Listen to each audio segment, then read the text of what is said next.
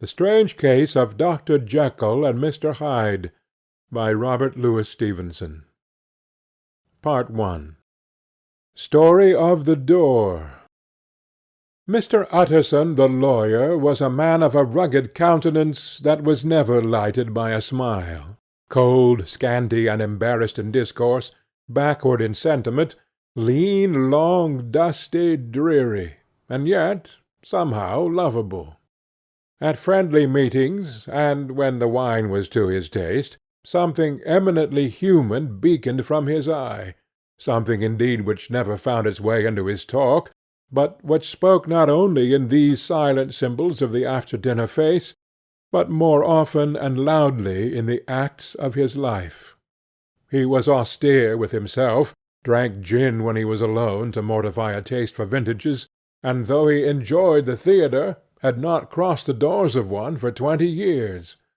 But he had an approved tolerance for others, sometimes wondering, almost with envy, at the high pressure of spirits involved in their misdeeds, and in any extremity inclined to help rather than to reprove. "I incline to Cain's heresy," he used to say quaintly. "I let my brother go to the devil in his own way." In this character it was frequently his fortune to be the last reputable acquaintance and the last good influence in the lives of down-going men, and to such as these, so long as they came about his chambers, he never marked a shade of change in his demeanour. No doubt the feat was easy to Mr. Utterson, for he was undemonstrative at the best, and even his friendship seemed to be founded in a similar catholicity of good nature. It is the mark of a modest man to accept his friendly circle ready-made from the hands of opportunity, and that was the lawyer's way. His friends were those of his own blood, or those whom he had known the longest. His affections, like ivy, were the growth of time. They implied no aptness in the object. Hence, no doubt, the bond that united him to Mr. Richard Enfield, his distant kinsman, the well-known man about town. It was a nut to crack for many what these two could see in each other, or what subject they could find in common. It was reported by those who encountered them in their Sunday walks, that they said nothing, looked singularly dull, and would hail with obvious relief the appearance of a friend. For all that, the two men put the greatest store by these excursions, counted them the chief jewel of each week, and not only set aside occasions of pleasure, but even resisted the calls of business, that they might enjoy them uninterrupted. It chanced on one of these rambles that their way led them down a by-street in a busy quarter of London. The street was small and what is called quiet, but it drove a thriving trade on the week-days. The inhabitants were all doing well, it seemed, and all emulously hoping to do better still, and laying out the surplus of their grains in coquetry, so that the shop-fronts stood along that thoroughfare with an air of invitation, like rows of smiling saleswomen. Even on Sunday, when it veiled its more florid charms and lay comparatively empty of passage, the street shone out in contrast to its dingy neighbourhood, like a fire in a forest, and with its freshly painted shutters, well-polished brasses, and general cleanliness and gaiety of note, instantly caught and pleased the eye of the passenger. 2 doors from one corner, on the left hand going east, the line was broken by the entry of a court, and just at that point a certain sinister block of building thrust forward its gable on the street. It was 2 stories high, showed no window, nothing but a door on the lower story and a blind forehead of discoloured wall on the upper, and bore in every feature the marks of prolonged and sordid negligence. The door, which was equipped with neither bell nor knocker, was blistered and distained. Tramps slouched into the recess and struck matches on the panels. Children kept shop under the steps. The schoolboy had tried his knife on the mouldings. and for close on a generation no one had appeared to drive away these random visitors, or to repair their ravages. Mr. Enfield and the lawyer were on the other side of the by-street, but when they came abreast of the entry, the former lifted up his cane and pointed. "Did you ever remark that door?" he asked, and when his companion had replied in the affirmative, "It is connected in my mind," added he, "with a very odd story." "Indeed?" said Mr. Utterson, with a slight change of voice. "And what was that?" "Well, it was this way," returned Mr. Enfield.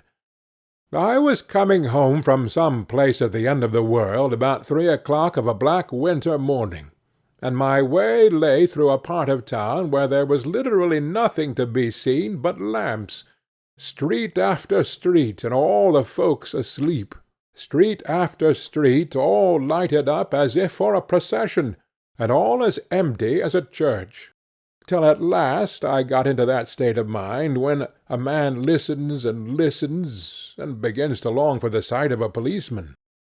All at once I saw two figures, one a little man who was stumping along eastward at a good walk, and the other a girl of maybe 8 or 10, who was running as hard as she was able down a cross-street.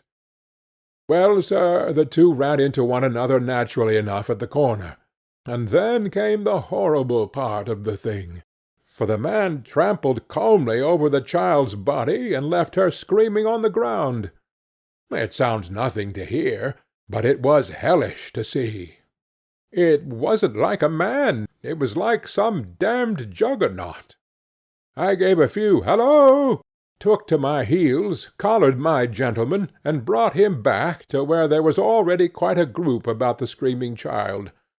He was perfectly cool and made no resistance, but gave me one look so ugly that it brought out the sweat on me like running. The people who turned out were the girl's own family, and pretty soon the doctor for whom she had been sent put in his appearance. Well, the child was not much the worse, more frightened, according to the sawbones, and there you might have supposed would be an end to it. But there was one curious circumstance. I had taken a loathing to my gentleman at first sight. So had the child's family, which was only natural. But the doctor's case was what struck me. He was the usual cut-and-dry apothecary, of no particular age and colour, with a strong Edinburgh accent, and about as emotional as a bagpipe. Well, sir, he was like the rest of us. Every time he looked at my prisoner, I saw that Sawbones turn sick and white with desire to kill him. I knew what was in his mind just as he knew what was in mine, and killing being out of the question, we did the next best. We told the man we could and would make such a scandal out of this as should make his name stink from one end of London to the other. If he had any friends or any credit, we undertook that he should lose them. And all the time, as we were pitching it in red hot, we were keeping the women off him as best we could, for they were as wild as harpies. I never saw a circle of such hateful faces. And there was the man in the middle, with a kind of black sneering coolness, frightened too, I could see that, but carrying it off, sir, really like Satan. "If you choose to make capital out of this accident," said he, "I am naturally helpless. No gentleman but wishes to avoid a scene," says he. "Name your figure." Well, we screwed him up to £100 for the child's family. He would have clearly liked to stick out, but there was something about the lot of us that meant mischief, and at last he struck. The next thing was to get the money, and where do you think he carried us but to that place with the door? Whipped out a key, went in, and presently came back with the matter of £10 in gold, and a cheque for the balance on Coots, drawn payable to bearer, and signed with a name that I can't mention. though it's one of the points of my story, but it was a name at least very well known and often printed. The figure was stiff, but the signature was good for more than that if it was only genuine. I took the liberty of pointing out to my gentleman that the whole business looked apocryphal, and that a man does not, in real life, walk into a cellar door at 4 in the morning, and come out with another man's cheque for close upon £100. But he was quite easy and sneering. "Set your mind at rest," says he. "I will stay with you till the banks open, and cash the cheque myself." So we all set off, the doctor and the child's father, and our friend and myself, and passed the rest of the night in my chambers, and the next day, when we had breakfasted, went in a body to the bank. I gave in the cheque myself, and said I had every reason to believe it was a forgery. Not a bit of it. The cheque was genuine. "Tut, tut," said Utterson. "I see you feel as I do," said Mr. Enfield. "Yes, it's a bad story, for my man was a fellow that nobody could have to do with, a really damnable man, and the person that drew the cheque is the very pink of the proprieties. Celebrated, too, and, what makes it worse, one of your fellows who do what they call good. Blackmail, I suppose. An honest man paying through the nose for some of the capers of his youth. Blackmail House is what I call the place with the door, in consequence. Though even that, you know, is far from explaining all," he added, and with the words fell into a vein of musing. From this he was recalled by Mr. Utterson asking, rather suddenly, "And you don't know if the drawer of the cheque lives there?" "A likely place, isn't it?" returned Mr. Enfield. "But I happen to have noticed his address. He lives in some square or other." "And you never asked about the place with the door?" said Mr. Utterson. "No, sir. I had a delicacy," was the reply. "I feel very strongly about putting questions. It partakes too much of the style of the Day of Judgment. You start a question, and it's like starting a stone. You sit quietly on the top of a hill, and away the stone goes, starting others, and presently some bland old bird, the last you would have thought of, is knocked on the head in his own back garden, and the family have to change their name. No, sir, I make it a rule of mine, the more it looks like Queer Street, the less I ask." "A very good rule, too," said the lawyer. "But I have studied the place for myself," continued Mr. Enfield. "It seems scarcely a house.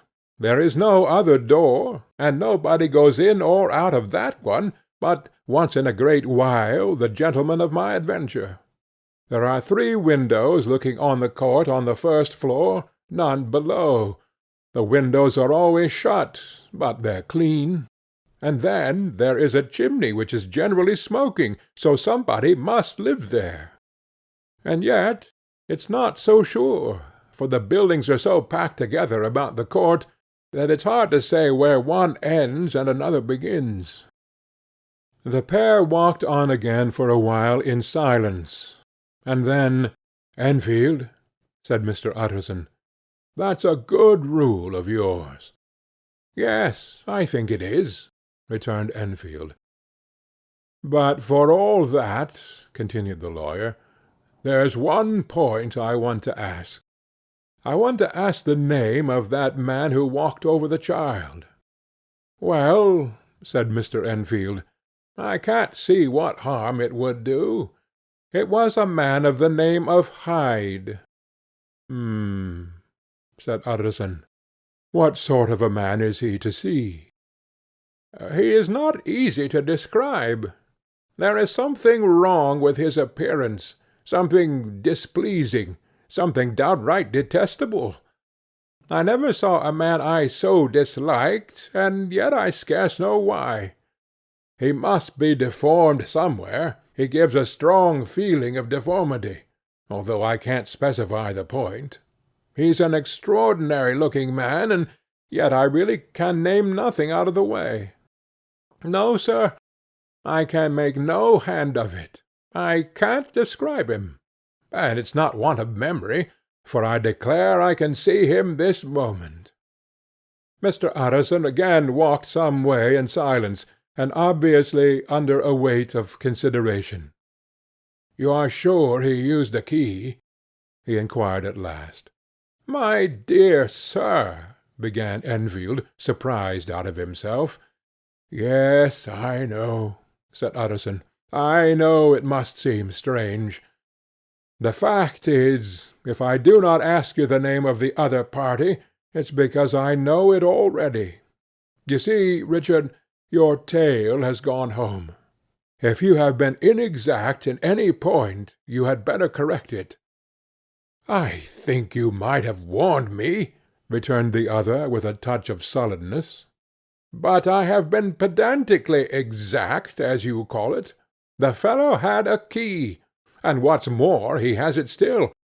I saw him use it not a week ago." Mr. Utterson sighed deeply, but said never a word, and the young man presently resumed. "Here is another lesson to say nothing," said he. "I am ashamed of my long tongue. Let us make a bargain never to refer to this again." "With all my heart," said the lawyer. "I shake hands on that, Richard." Search for Mr. Hyde. That evening Mr. Utterson came home to his bachelor house in sombre spirits, and sat down to dinner without relish.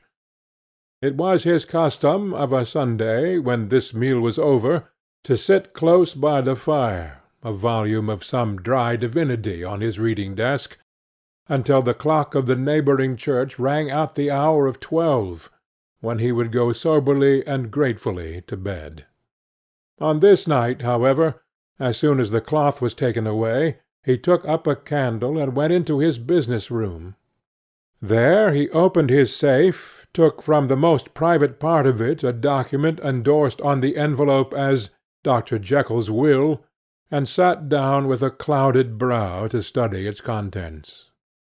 The will was holograph, for Mr. Utterson, though he took charge of it now it was made, had refused to lend the least assistance in the making of it. It provided not only that, in case of the decease of Henry Jekyll, M.D., D.C.L., LL.D., F.R.S., etc., all his possessions were to pass into the hands of his friend and benefactor Edward Hyde, but that in case of Dr. Jekyll's disappearance or unexplained absence for any period exceeding 3 calendar months, the said Edward Hyde should step into the said Henry Jekyll's shoes without further delay, and free from any burthen or obligation beyond the payment of a few small sums to the members of the doctor's household. This document had long been the lawyer's eyesore. It offended him both as a lawyer and as a lover of the sane and customary sides of life, to whom the fanciful was the immodest. And hitherto it was his ignorance of Mr. Hyde that had swelled his indignation. Now, by a sudden turn, it was his knowledge. It was already bad enough when the name was but a name of which he could learn no more. It was worse when it began to be clothed upon with detestable attributes, and out of the shifting insubstantial mists that had so long baffled his eye, there leaped up the sudden definite presentment of a fiend. "I thought it was madness," he said, as he replaced the obnoxious paper in the safe, "and now I begin to fear it is disgrace." With that he blew out his candle, put on a greatcoat, and set forth in the direction of Cavendish Square, the citadel of medicine, where his friend, the great Dr. Lanyon, had his house and received his crowding patients. If any one knows, it will be Lanyon, he had thought. The solemn butler knew and welcomed him. He was subjected to no stage of delay, but ushered direct from the door to the dining-room, where Dr. Lanyon sat alone over his wine. This was a hearty, healthy, dapper, red-faced gentleman, with a shock of hair prematurely white, and a boisterous and decided manner. At sight of Mr. Utterson, he sprang up from his chair and welcomed him with both hands. The geniality, as was the way of the man, was somewhat theatrical to the eye, but it reposed on genuine feeling. For these two were old friends, old mates both at school and college, both thorough respecters of themselves and of each other, and what does not always follow, men who thoroughly enjoyed each other's company. After a little rambling talk, the lawyer led up to the subject which so disagreeably preoccupied his mind. "I suppose, Lanyon," said he, "you and I must be the two oldest friends that Henry Jekyll has." "I wish the friends were younger," chuckled Dr. Lanyon. "But I suppose we are. And what of that? I see little of him now." "Indeed?" said Utterson. "I thought you had a bond of common interest." "We had," was the reply, "but it is more than 10 years since Henry Jekyll became too fanciful for me. He began to go wrong in mind, and though, of course, I continue to take an interest in him from old sake's sake, as they say, I see, and I have seen, devilishly little of the man. Such unscientific balderdash," added the doctor, flushing suddenly purple, "would have estranged Damon and Pythias." This little spirit of temper was somewhat of a relief to Mr. Utterson. They have only differed on some point of science, he thought, and being a man of no scientific passions, except in the matter of conveyancing, he even added, "It is nothing worse than that." He gave his friend a few seconds to recover his composure, and then approached the question he had come to put. "Did you ever come across a protégé of his, one Hyde?" he asked. "Hyde?" repeated Lanyon. "No, never heard of him, since my time." That was the amount of information that the lawyer carried back with him to the great dark bed on which he tossed to and fro until the small hours of the morning began to grow large. It was a night of little ease to his toiling mind, toiling in mere darkness and besieged by questions. 6 o'clock struck on the bells of the church that was so conveniently near to Mr. Utterson's dwelling, and still he was digging at the problem. Hitherto it had touched him on the intellectual side alone, but now his imagination also was engaged, or rather enslaved, and as he lay and tossed in the gross darkness of the night and the curtained room, Mr. Enfield's tale went by before his mind in a scroll of lighted pictures. He would be aware of the great field of lamps, of a nocturnal city, then of the figure of a man walking swiftly, and then of a child running from the doctor's, and then these met, and that human juggernaut trod the child down and passed on, regardless of her screams. Or else he would see a room in a rich house, where his friend lay asleep, dreaming and smiling at his dreams, and then the door of that room would be opened, the curtains of the bed plucked apart, the sleeper recalled, and lo, there would stand by his side a figure to whom power was given, and even at that dead hour he must rise and do its bidding. The figure in these two phases haunted the lawyer all night, and if at any time he dozed over, it was but to see it glide more stealthily through sleeping houses, or move the more swiftly, and still the more swiftly, even to dizziness, through wider labyrinths of lamp-lighted city, and at every street-corner crush a child and leave for screaming. And still the figure had no face by which he might know it. Even in his dreams it had no face, or one that baffled him and melted before his eyes, and thus it was that there sprang up and grew apace in the lawyer's mind a singularly strong, almost an inordinate curiosity to behold the features of the real Mr. Hyde. If he could but once set eyes on him, he thought the mystery would lighten, and perhaps roll altogether away, as was the habit of mysterious things when well examined. He might see a reason for his friend's strange preference, or bondage, call it which you please, and even for the startling clause of the will. At least it would be a face worth seeing, the face of a man who was without bowels of mercy, a face which had but to show itself to raise up, in the mind of the unimpressionable Enfield, a spirit of enduring hatred. From that time forward Mr. Utterson began to haunt the door in the by-street of shops. In the morning before office hours, at noon when business was plenty and time scarce, at night under the face of the fogged city moon, by all lights and all hours of solitude or concourse, the lawyer was to be found on his chosen post. "If he be Mr. Hyde," he had thought, "I shall be Mr. Seek." And at last his patience was rewarded. It was a fine dry night. Frost in the air, the streets as clean as a ball-room floor, the lamps, unshaken by any wind, drawing a regular pattern of light and shadow. By 10 o'clock, when the shops were closed, the by-street was very solitary, and, in spite of the low growl of London from all round, very silent. Small sounds carried far. Domestic sounds out of the houses were clearly audible on either side of the roadway, and the rumour of the approach of any passenger preceded him by a long time. Mr. Utterson had been some minutes at his post, when he was aware of an odd light footstep drawing near.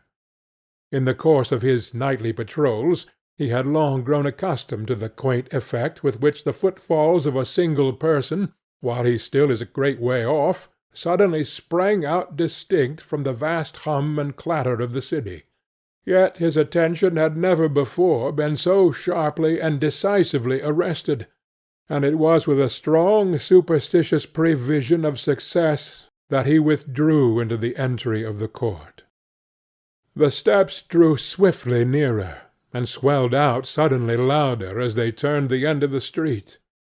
The lawyer, looking forth from the entry, could soon see what manner of man he had to deal with. He was small and very plainly dressed, and the look of him, even at that distance, went somehow strongly against the watcher's inclination. But he made straight for the door, crossing the roadway to save time, and as he came he drew a key from his pocket like one approaching home. Mr. Utterson stepped out and touched him on the shoulder as he passed. "Mr. Hyde, I think." Mr. Hyde shrank back with a hissing intake of the breath, but his fear was only momentary, and though he did not look the lawyer in the face, he answered coolly enough. "That is my name. What do you want?" "I see you are going in," returned the lawyer. "I'm an old friend of Dr. Jekyll's, Mr. Utterson of Gaunt Street. You must have heard of my name, and meeting you so conveniently, I thought you might admit me." "You will not find Dr. Jekyll. He is from home," replied Mr. Hyde, blowing in the key. And then suddenly, but still without looking up, "How do you know me?" he asked. "On your side," said Mr. Utterson. "Will you do me a favour?" "With pleasure," replied the other. "What shall it be?" "Will you let me see your face?" asked the lawyer. Mr. Hyde appeared to hesitate, and then, as if upon some sudden reflection, fronted about with an air of defiance, and the pair stared at each other pretty fixedly for a few seconds. "Now I shall know you again," said Mr. Utterson. "It may be useful." "Yes," returned Mr. Hyde. "It is as well we have met. And, apropos, you should have my address." And he gave a number of a street in Soho. "Good God!" thought Mr. Utterson. Can he too have been thinking of the will?"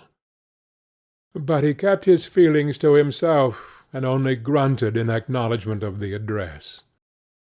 "And now," said the other, "how did you know me?" "By description," was the reply. "Whose description?" "We have common friends," said Mr. Utterson. "Common friends," echoed Mr. Hyde a little hoarsely. "Who are they?" "Jekyll, for instance," said the lawyer. "He never told you!" cried Mr. Hyde, and with a flush of anger. "I did not think you would have lied." "Come," said Mr. Utterson, "that is not fitting language." The other snarled aloud into a savage laugh, and in the next moment, with extraordinary quickness, he had unlocked the door and disappeared into the house. The lawyer stood a while when Mr. Hyde had left him, the picture of disquietude. Then he began slowly to mount the street, pausing every step or two, and putting his head to his brow like a man in mental perplexity. The problem he was thus debating as he walked was one of a class that is rarely solved. Mr. Hyde was pale and dwarfish. He gave an impression of deformity without any nameable malformation. He had a displeasing smile. He had borne himself to the lawyer with a sort of murderous mixture of timidity and boldness, and he spoke with a husky, whispering, and somewhat broken voice. All of these were points against him, but not all of these together could explain the hitherto unknown disgust, loathing, and fear with which Mr. Utterson regarded him. "There must be something else," said the perplexed gentleman. "There is something more, if I could find a name for it. God bless me, the man seems hardly human. Something troglodytic, shall we say? Or can it be the old story of Dr. Fell? Or is it the mere radiance of a foul soul that thus transpires through and transfigures its clay continent? The last, I think. For, oh, my poor old Harry Jekyll, if ever I read Satan's signature upon a face, it is on that of your new friend." Round the corner from the by-street there was a square of ancient, handsome houses, now for the most part decayed from their high estate, and let in flats and chambers to all sorts and conditions of men, map engravers, architects, shady lawyers, and the agents of obscure enterprises. One house, however, second from the corner, was still occupied entire, and at the door of this, which wore a great air of wealth and comfort, though it was now plunged in darkness except for the fanlight, Mr. Utterson stopped and knocked. A well-dressed elderly servant opened the door. "Is Dr. Jekyll at home, Poole?" asked the lawyer. "I will see, Mr. Utterson," said Poole, admitting the visitor, as he spoke, into a large, low-roofed, comfortable hall, paved with flags, warmed, after the fashion of a country house, by a bright open fire, and furnished with costly cabinets of oak. "Will you wait here by the fire, sir, or shall I give you a light in the dining-room?" "Here, thank you," said the lawyer, and he drew near and leaned on the tall fender. This hall, in which he was now left alone, was a pet fancy of his friend the doctor's, and Utterson himself was wont to speak of it as the pleasantest room in London. But to-night there was a shudder in his blood, and the face of Hyde sat heavy on his memory. He felt, what was rare with him, a nausea and distaste of life, and in the gloom of his spirits he seemed to read a menace in the flickering of the firelight on the polished cabinets and the uneasy starting of the shadow on the roof. He was ashamed of his relief when Poole presently returned to announce that Dr. Jekyll was gone out. "I saw Mr. Hyde go in by the old dissecting-room, Poole," he said. "Is that right, when Dr. Jekyll is from home?" "Quite right, Mr. Utterson, sir," replied the servant. "Mr. Hyde has a key." "Your master seems to repose a great deal of trust in that young man, Poole," resumed the other musingly. "Yes, sir, he does indeed," said Poole. "We all have orders to obey him." "I do not think I ever met Mr. Hyde?" asked Utterson. "Oh dear no, sir. He never dines here," replied the butler. "Indeed, we see very little of him on this side of the house. He mostly comes and goes by the laboratory." "Well, good night, Poole." "Good night, Mr. Utterson." And the lawyer set out homeward with a very heavy heart. "Poor Harry Jekyll," he thought. "My mind misgives me he is in deep waters. He was wild when he was young. A long while ago, to be sure, but in the law of God there is no statute of limitations. Ay, it must be that. The ghost of some old sin, the cancer of some concealed disgrace, punishment coming, pede claudo, years after memory has forgotten and self-love condoned the fault." And the lawyer, scared by the thought, brooded awhile on his own past, groping in all corners of memory, lest by chance some jack-in-the-box of an old iniquity should leap to light there. His past was fairly blameless. Few men could read the rolls of their life with less apprehension. Yet he was humbled to the dust by the many ill things he had done, and raised up again into sober and fearful gratitude by the many he had come so near to doing, yet avoided. And then, by a return on his former subject, he conceived a spark of hope. This Master Hyde, if he were studied, thought he, must have secrets of his own, black secrets by the look of him, secrets compared to which poor Jekyll's worst would be like sunshine. Things cannot continue as they are. It turns me cold to think of this creature stealing like a thief to Harry's bedside. Poor Harry, what awakening! And the danger of it, for if this Hyde suspects the existence of the will, he may grow impatient to inherit. I must put my shoulders to the wheel, if Jekyll will but let me, he added. If Jekyll will only let me. For once more he saw before his mind's eye, as clear as transparency, the strange clauses of the will. Dr. Jekyll was quite at ease. A fortnight later, by excellent good fortune, the doctor gave one of his pleasant dinners to some 5 or 6 old cronies, all intelligent, reputable men, and all judges of good wine. And Mr. Utterson so contrived that he remained behind after the others had departed. This was no new arrangement, but a thing that had befallen many scores of times. Where Utterson was liked, he was liked well. Hosts loved to detain the dry lawyer when the light-hearted and loose-tongued had already their foot on the threshold. They liked to sit awhile in his unobtrusive company, practising for solitude, sobering their minds in the man's rich silence after the expense and strain of gaiety. To this rule Dr. Jekyll was no exception, and as he now sat on the opposite side of the fire, a large, well-made, smooth-faced man of 50, with something of a stylish cast perhaps, but every mark of capacity and kindness, you could see by his looks that he cherished for Mr. Utterson a sincere and warm affection.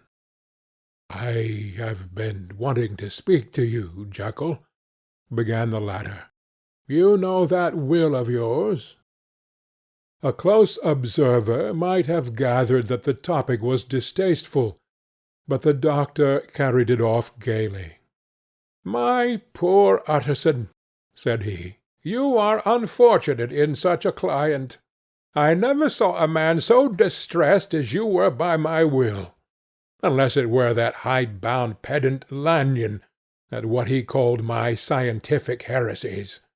Oh, I know he's a good fellow, you needn't frown, an excellent fellow, and I always mean to see more of him. But a hide-bound pedant for all that, an ignorant, blatant pedant. I was never more disappointed in any man than Lanyon. You know I never approved of it, pursued Utterson, ruthlessly disregarding the fresh topic. My will? Yes, certainly I know that, said the doctor, a trifle sharply. You have told me so. Well, I tell you so again, continued the lawyer. I have been learning something of young Hyde. The large, handsome face of Dr. Jekyll grew pale to the very lips, and there came a blackness about his eyes. I do not care to hear more, said he. This is a matter I thought we had agreed to drop. What I heard was abominable, said Utterson. It can make no change. You do not understand my position, returned the doctor with a certain incoherency of manner. I am painfully situated, Utterson. My position is a very strange one. It is one of those affairs that cannot be mended by talking. Jekyll, said Utterson, you know me. I am a man to be trusted. Make a clean breast of this in confidence, and I make no doubt I can get you out of it. My good Utterson, said the doctor, this is very good of you. This is downright good of you, and I cannot find words to thank you in. I believe you fully. I would trust you before any man alive, aye, before myself, if I could make the choice. But indeed it isn't what you fancy. It's not as bad as that. And just to put your good heart at rest, I will tell you one thing. The moment I choose, I can be rid of Mr. Hyde. I give you my hand upon it, and I thank you again and again. And I will just add one little word, Utterson, that I'm sure you'll take in good part. This is a private matter, and I beg of you to let it sleep. Utterson reflected a little, looking in the fire. I have no doubt you are perfectly right, he said at last, getting to his feet. Well, but since you have touched upon this business, and for the last time, I hope, continued the doctor, there is one point I should like you to understand. I have really a very great interest in poor Hyde. I know you have seen him. He told me so, and I fear he was rude. But I do sincerely take a very great interest in that young man.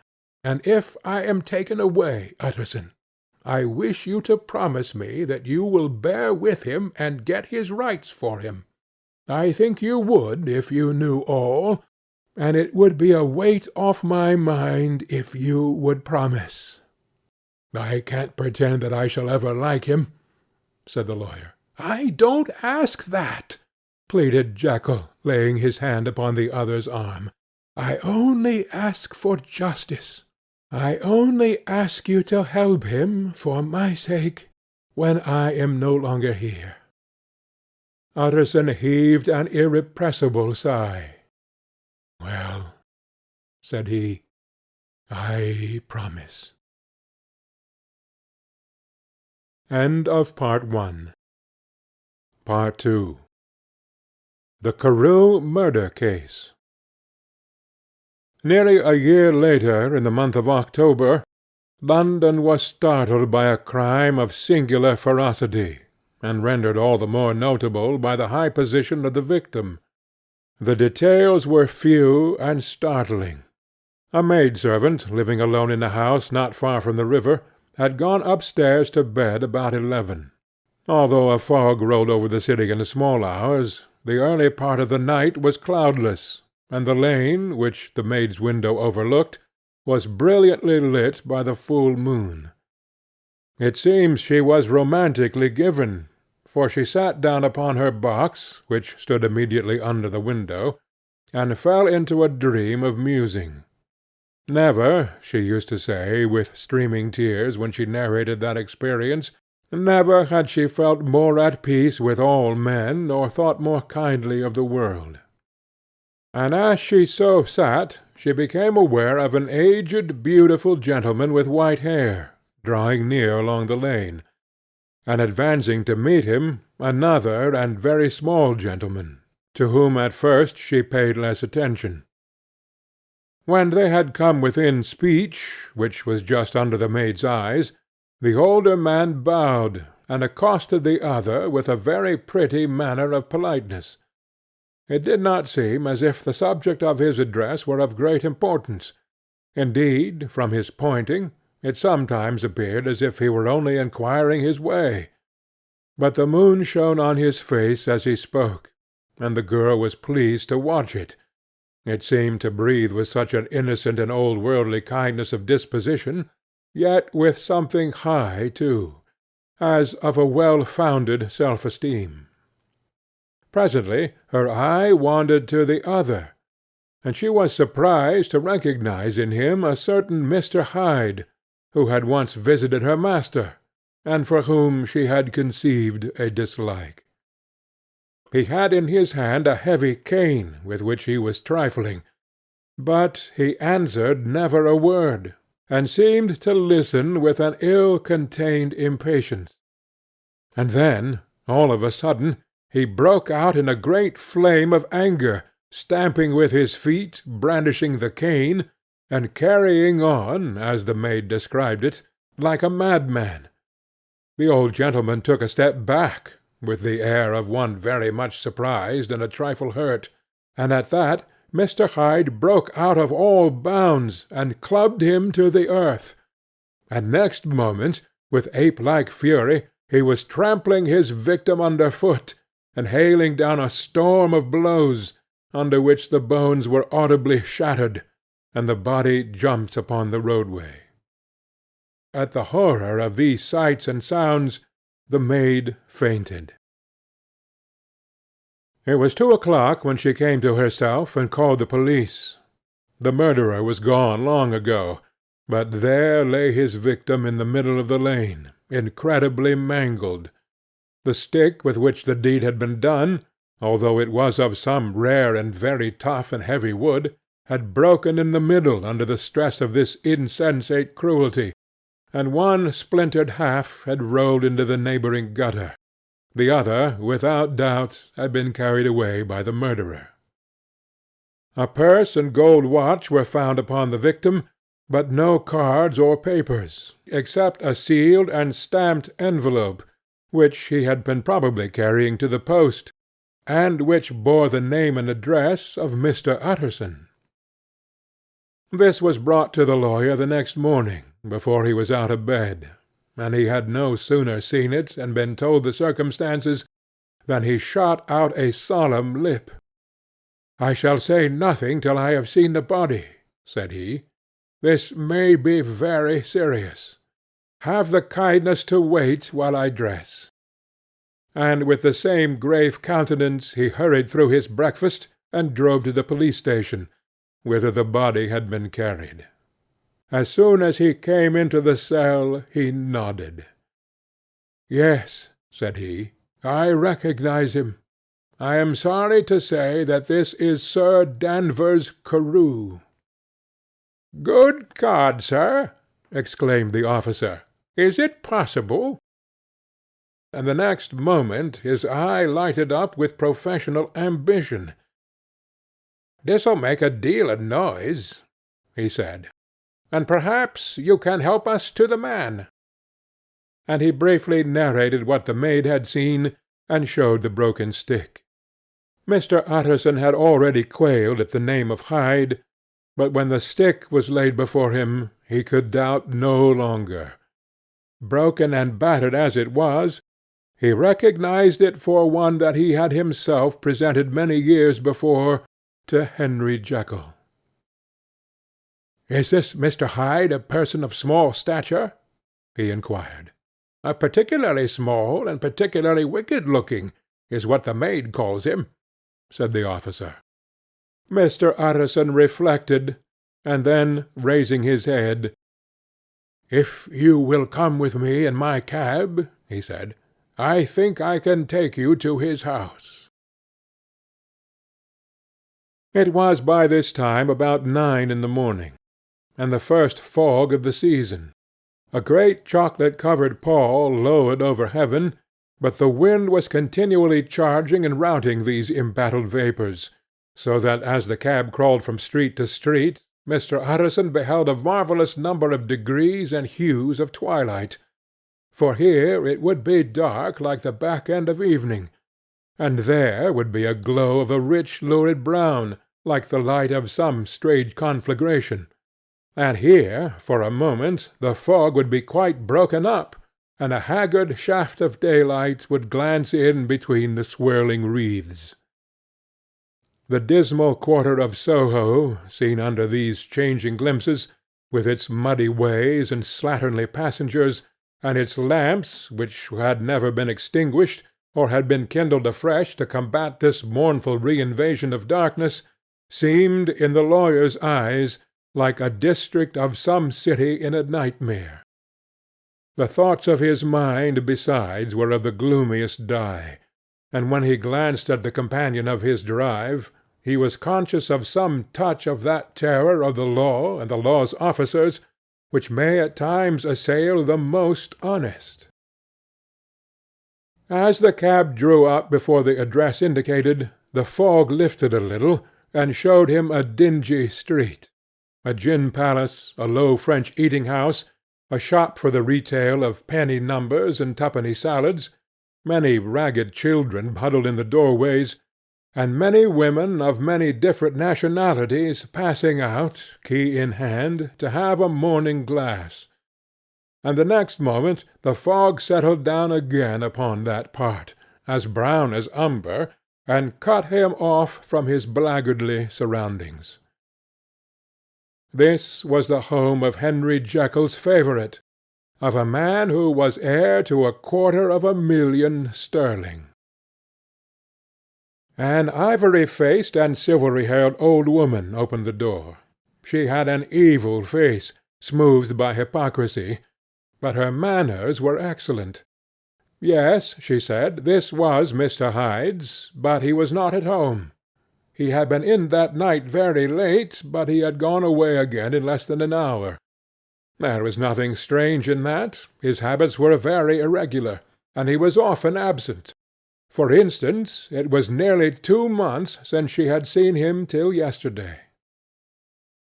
"Very well, then, we wish to see his rooms," said the lawyer. And when the woman began to declare it was impossible, "I had better tell you who this person is," he added. "This is Inspector Newcomen of Scotland Yard." A flash of odious joy appeared upon the woman's face. "Ah," said she, "he is in trouble. What has he done?" Mr. Utterson and the inspector exchanged glances. "He don't seem a very popular character," observed the latter. "And now, my good woman, just let me and this gentleman have a look about us." In the whole extent of the house, which but for the old woman remained otherwise empty, Mr. Hyde had only used a couple of rooms, but these were furnished with luxury and good taste. A closet was filled with wine, the plate was of silver, the napery elegant. A good picture hung upon the walls, a gift, as Utterson supposed, from Henry Jekyll, who was much of a connoisseur, and the carpets were of many plies and agreeable in colour. At this moment, however, the rooms bore every mark of having been recently and hurriedly ransacked. Clothes lay about the floor, with their pockets inside out. Lock-fast drawers stood open, and on the hearth there lay a pile of grey ashes, as though many papers had been burned.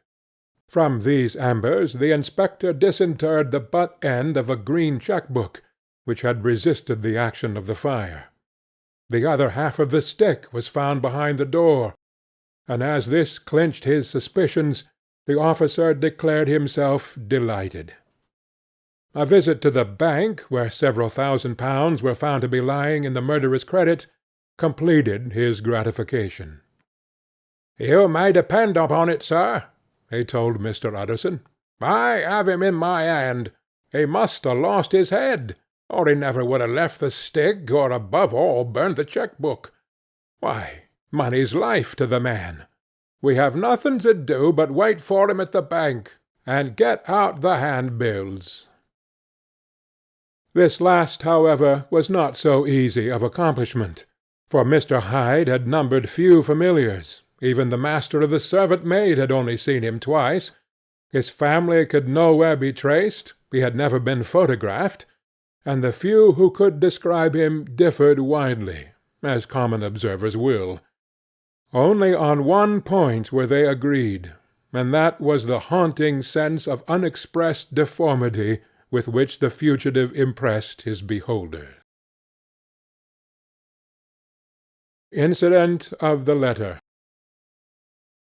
It was late in the afternoon when Mr. Utterson found his way to Dr. Jekyll's door, where he was at once admitted by Poole, and carried down by the kitchen offices and across the yard which had once been a garden, to the building that was indifferently known as the laboratory, or dissecting rooms. The doctor had bought the house from the heirs of a celebrated surgeon, and his own tastes being rather chemical than anatomical, had changed the destination of the block at the bottom of the garden.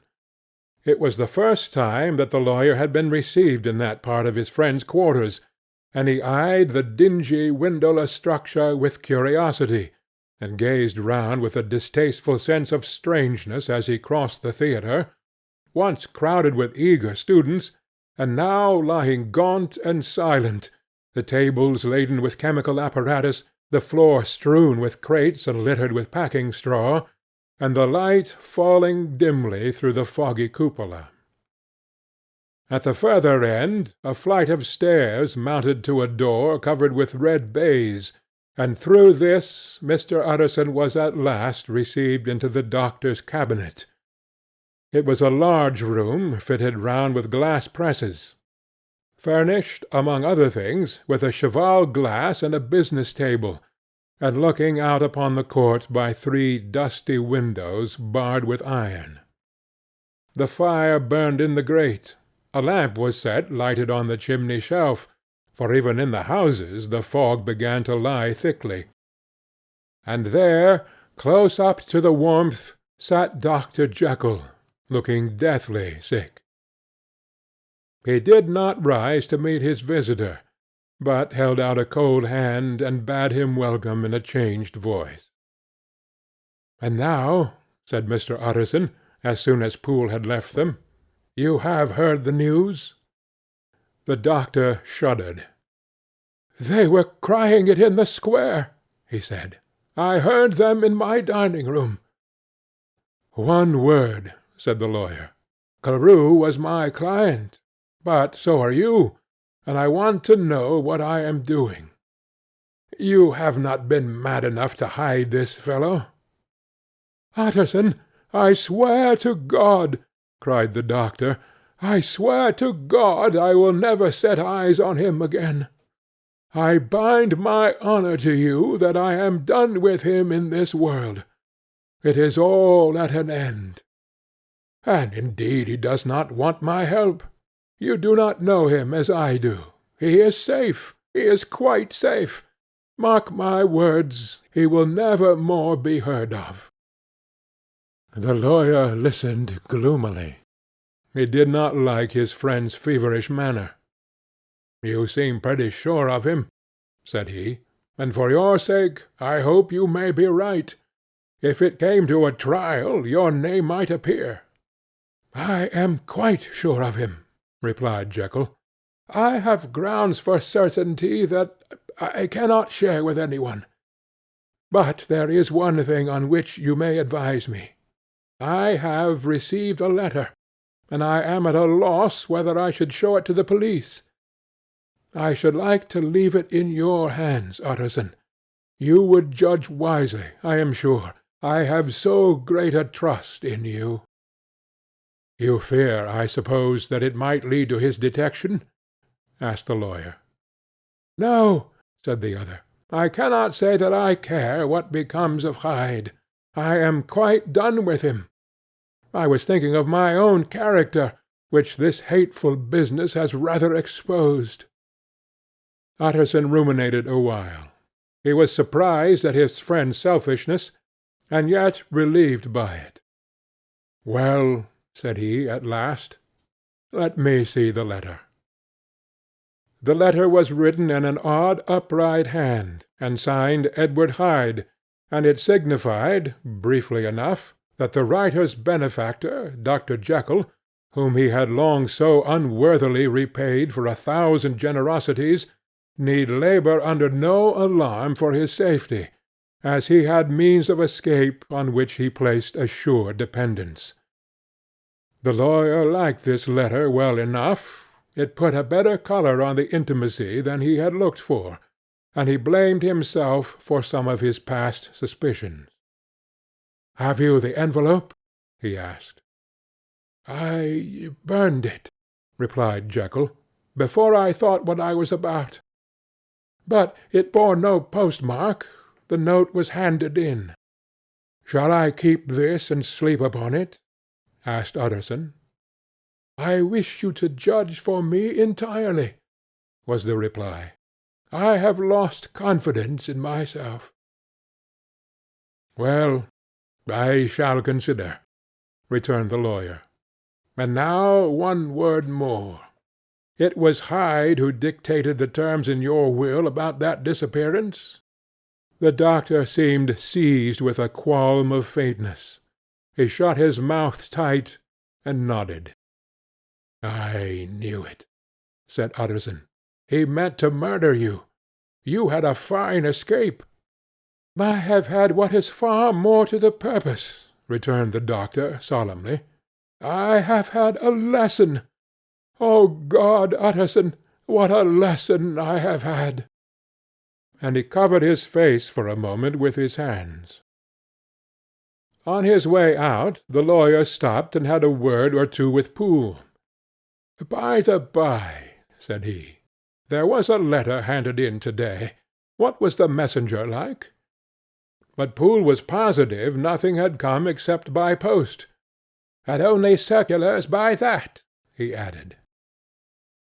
This news sent off the visitor with his fears renewed. Plainly the letter had come by the laboratory door. Possibly, indeed, it had been written in the cabinet, and if that were so, it must be differently judged, and handled with the more caution. The newsboys, as he went, were crying themselves hoarse along the footways. "Special edition! Shocking murder of an M.P.!" That was the funeral oration of one friend and client, and he could not help a certain apprehension lest the good name of another should be sucked down in the eddy of the scandal. It was, at last, a ticklish decision that he had to make, and self-reliant as he was by habit, he began to cherish a longing for advice. It was not to be had directly, but perhaps, he thought, it might be fished for. Presently after, he sat on one side of his own hearth, with Mr. Guest, his head clerk, upon the other, and midway between, at a nicely calculated distance from the fire, a bottle of a particular old wine that had long dwelt unsunned in the foundation of his house. The fog still slept on the wing above the drowned city, where the lamps glimmered like carbuncles, and through the muffle and smother of these fallen clouds the procession of the town's life was still rolling in through the great arteries with a sound as of a mighty wind.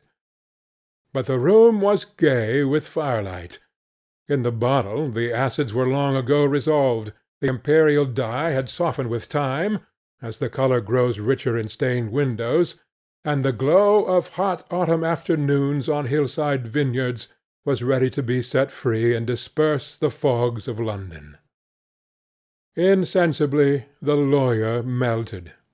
There was no man from whom he kept fewer secrets than Mr. Guest, and he was not always sure that he kept as many as he meant.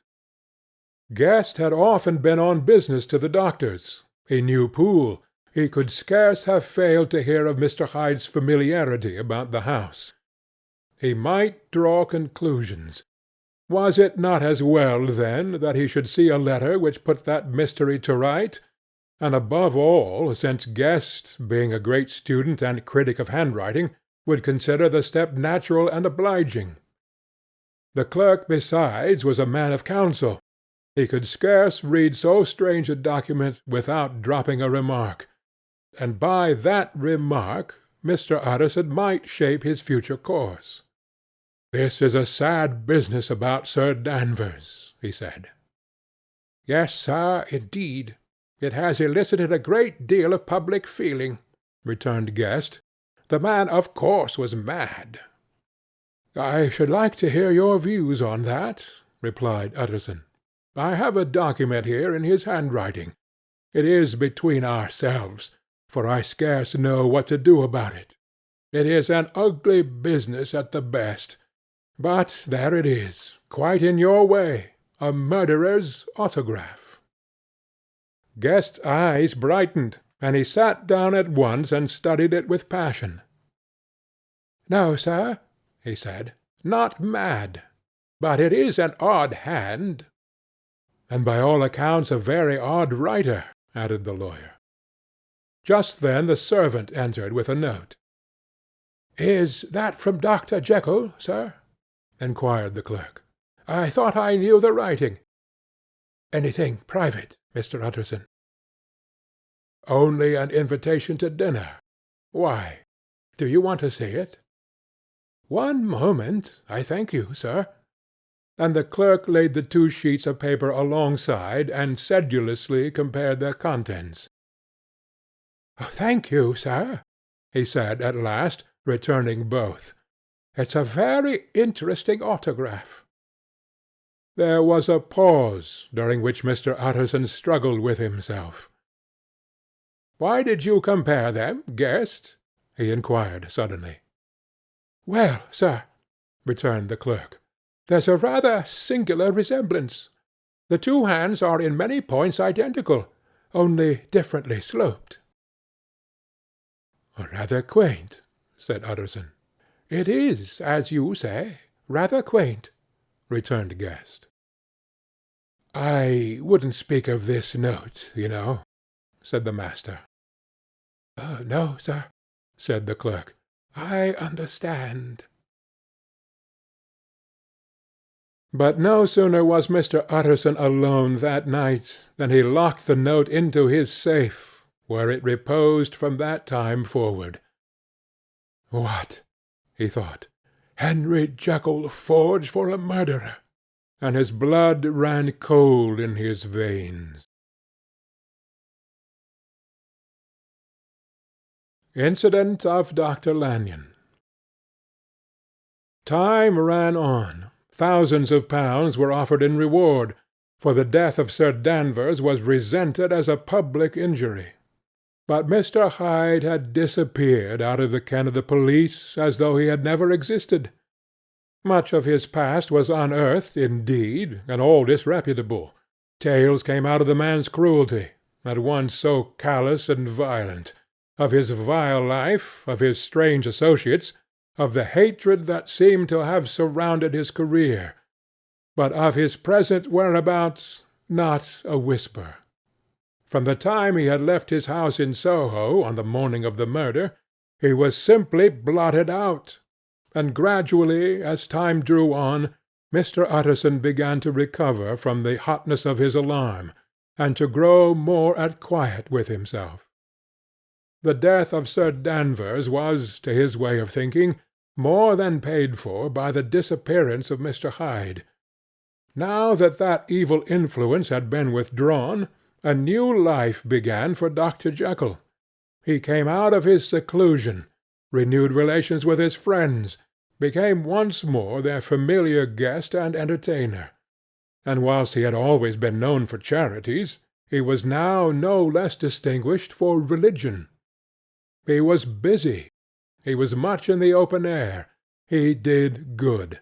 His face seemed to open and brighten, as if with an inward consciousness of service, and for more than 2 months the doctor was at peace.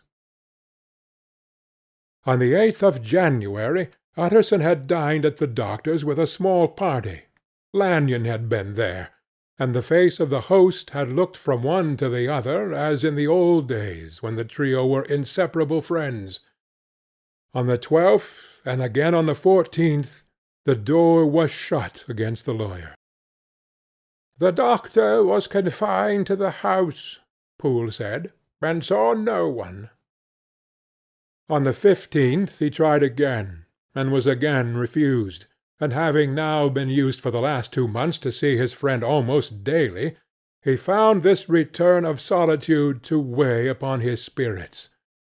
The 5th night he had in guest to dine with him, and the 6th he betook himself to Dr. Lanyon's. There at least he was not denied admittance, but when he came in he was shocked at the change which had taken place in the doctor's appearance. He had his death warrant written legibly upon his face. The rosy man had grown pale, his flesh had fallen away, he was visibly balder and older.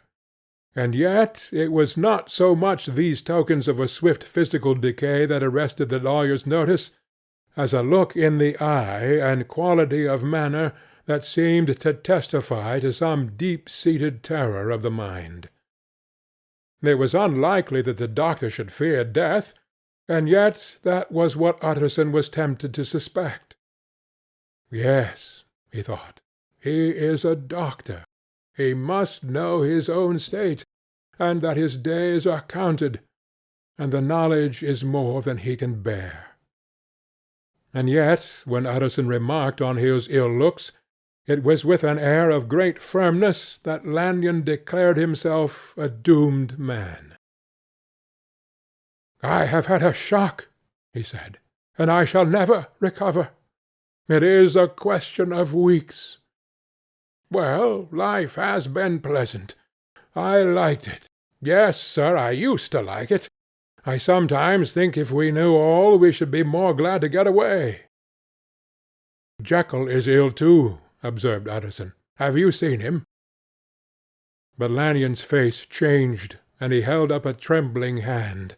"I wish to see or hear no more of Dr. Jekyll," he said in a loud, unsteady voice. "I am quite done with that person, and I beg that you will spare me any allusion to one whom I regard as dead." "Tut, tut," said Mr. Utterson, and then, after a considerable pause, "Can't I do anything?" he inquired. "We are 3 very old friends, Lanyon.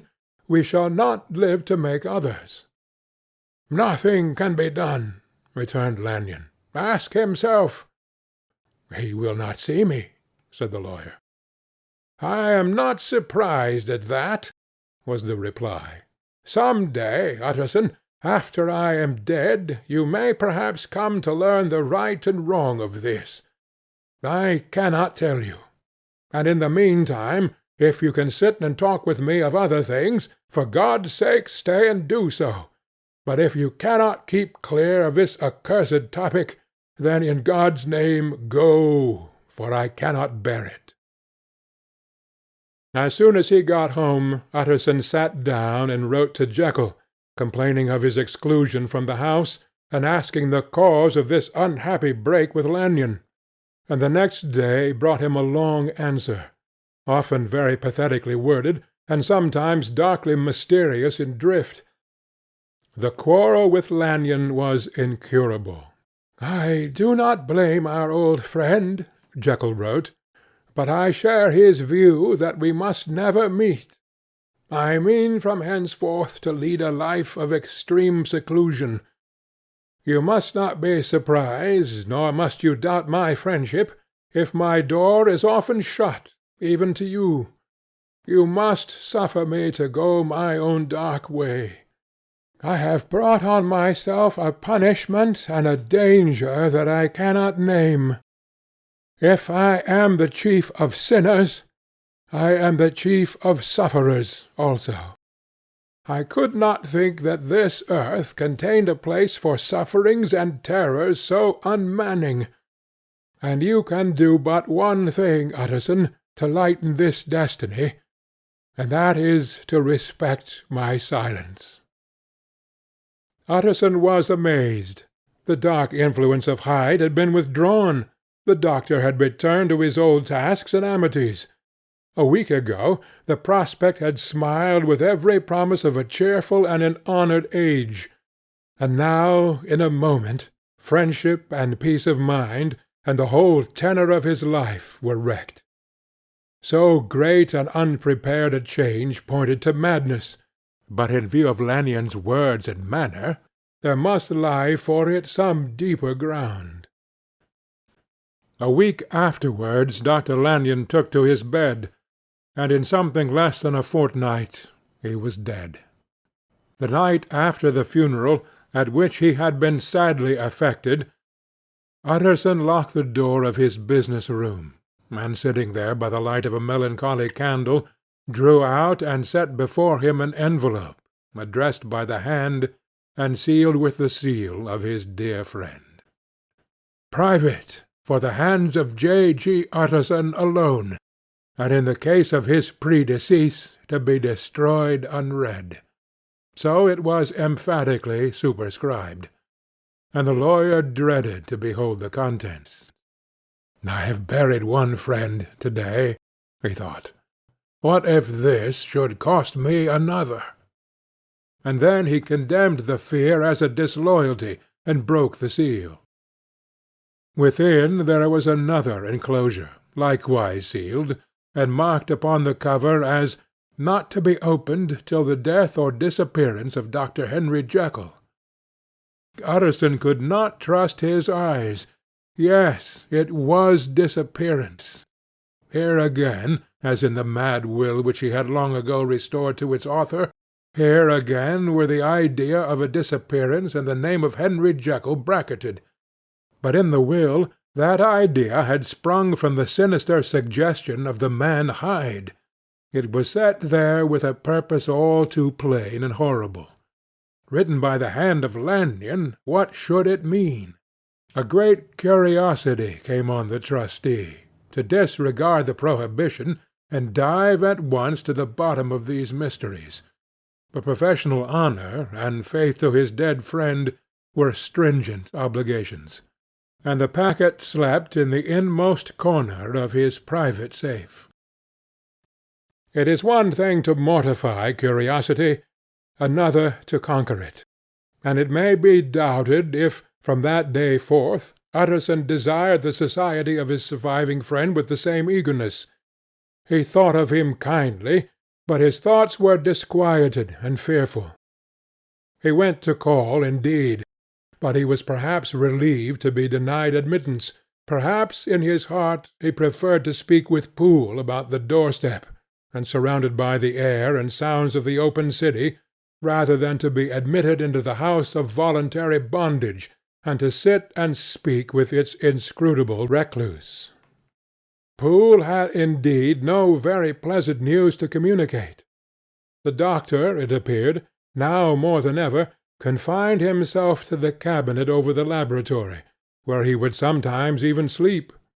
He was out of spirits, he had grown very silent, he did not read. It seemed as if he had something on his mind. Utterson became so used to the unvarying character of these reports that he fell off little by little in the frequency of his visits. Incident at the window. It chanced on Sunday, when Mr. Utterson was on his usual walk with Mr. Enfield, that their way lay once again through the by-street, and that when they came in front of the door both stopped to gaze on it.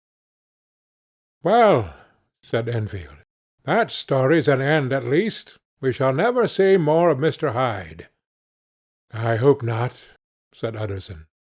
"Did I ever tell you that I once saw him and shared your feeling of repulsion? It was impossible to do one without the other," returned Enfield. And by the way, what an ass you must have thought of me not to know that this was a back way to Dr. Jekyll's. It was partly your own fault that I found it out, even when I did." "So you found it out, did you?" said Utterson. "But if that be so, we may step into the court and take a look at the windows. To tell you the truth, I am uneasy about poor Jekyll, and even outside I feel as if the presence of a friend might do him good." The court was very cool and a little damp, and full of premature twilight, although the sky, high up overhead, was still bright with sunset. The middle of one of the three windows was half-way open, and sitting close beside it, taking the air with an infinite sadness of mien, like some disconsolate prisoner, Utterson saw Dr. Jekyll. "What, Jekyll!" he cried. "I trust you are better?" "I am very low, Utterson," replied the doctor drearily. "Very low. It will not last long, thank God." "You stay too much indoors," said the lawyer. "You should be out, whipping up the circulation like Mr. Enfield and me. This is my cousin, Mr. Enfield, Dr. Jekyll. Come now, get your hat, and take a quick turn with us." "You are very good," sighed the other. "I should like to very much. But no, it is quite impossible. I dare not. But indeed, Utterson, I am very glad to see you. This is really a great pleasure. I would ask you and Mr. Enfield up, but the place is really not fit." "Why then," said the lawyer good-naturedly, "the best thing we can do is to stay down here and speak with you from where we are." "That is just what I was about to venture to propose," returned the doctor with a smile. But the words were hardly uttered before the smile was struck out of his face, and succeeded by an expression of such abject terror and despair as froze the very blood of the two gentlemen below. They saw it but for a glimpse, for the window was instantly thrust down, but that glimpse had been sufficient, and they turned and left the court without a word. In silence, too, they traversed the by-street, and it was not until they had come into a neighbouring thoroughfare, where even upon a Sunday there were still some stirrings of life, that Mr. Utterson at last turned and looked at his companion. They were both pale, and there was an answering horror in their eyes. "God forgive us! God forgive us!" said Mr. Utterson. But Mr. Enfield only nodded his head very seriously, and walked on once more in silence. End of Part 2. Part 3 of The Last Night. Mr. Utterson was sitting by his friends one evening after dinner, when he was surprised to receive a visit from Poole. "Bless me, Poole, what brings you here?" he cried, and then, taking a second look at him, "What ails you?" he added. "Is the doctor ill?" "Mr. Utterson," said the man, "there is something wrong." "Take a seat, and here is a glass of wine for you," said the lawyer. "Now take your time, and tell me plainly what you want." "You know the doctor's ways, sir," replied Poole, "and how he shuts himself up. Well, he's shut up again in the cabinet, and I don't like it, sir. I wish I may die if I like it. Mr. Utterson, sir, I am afraid." "Now, my good man," said the lawyer, "be explicit. What are you afraid of?" "I've been afraid for about a week," returned Poole, doggedly disregarding the question, "and I can bear it no more." The man's appearance amply bore out his words. His manner was altered for the worse, and except for the moment when he had first announced his terror, he had not once looked the lawyer in the face. Even now he sat with the glass of wine untasted on his knee, and his eyes directed to a corner of the floor. "I can bear it no more," he repeated. "Come," said the lawyer, "I see you have some good reason, Poole. I see there is something seriously amiss. Try to tell me what it is." "I think there's been foul play," said Poole hoarsely. "Foul play!"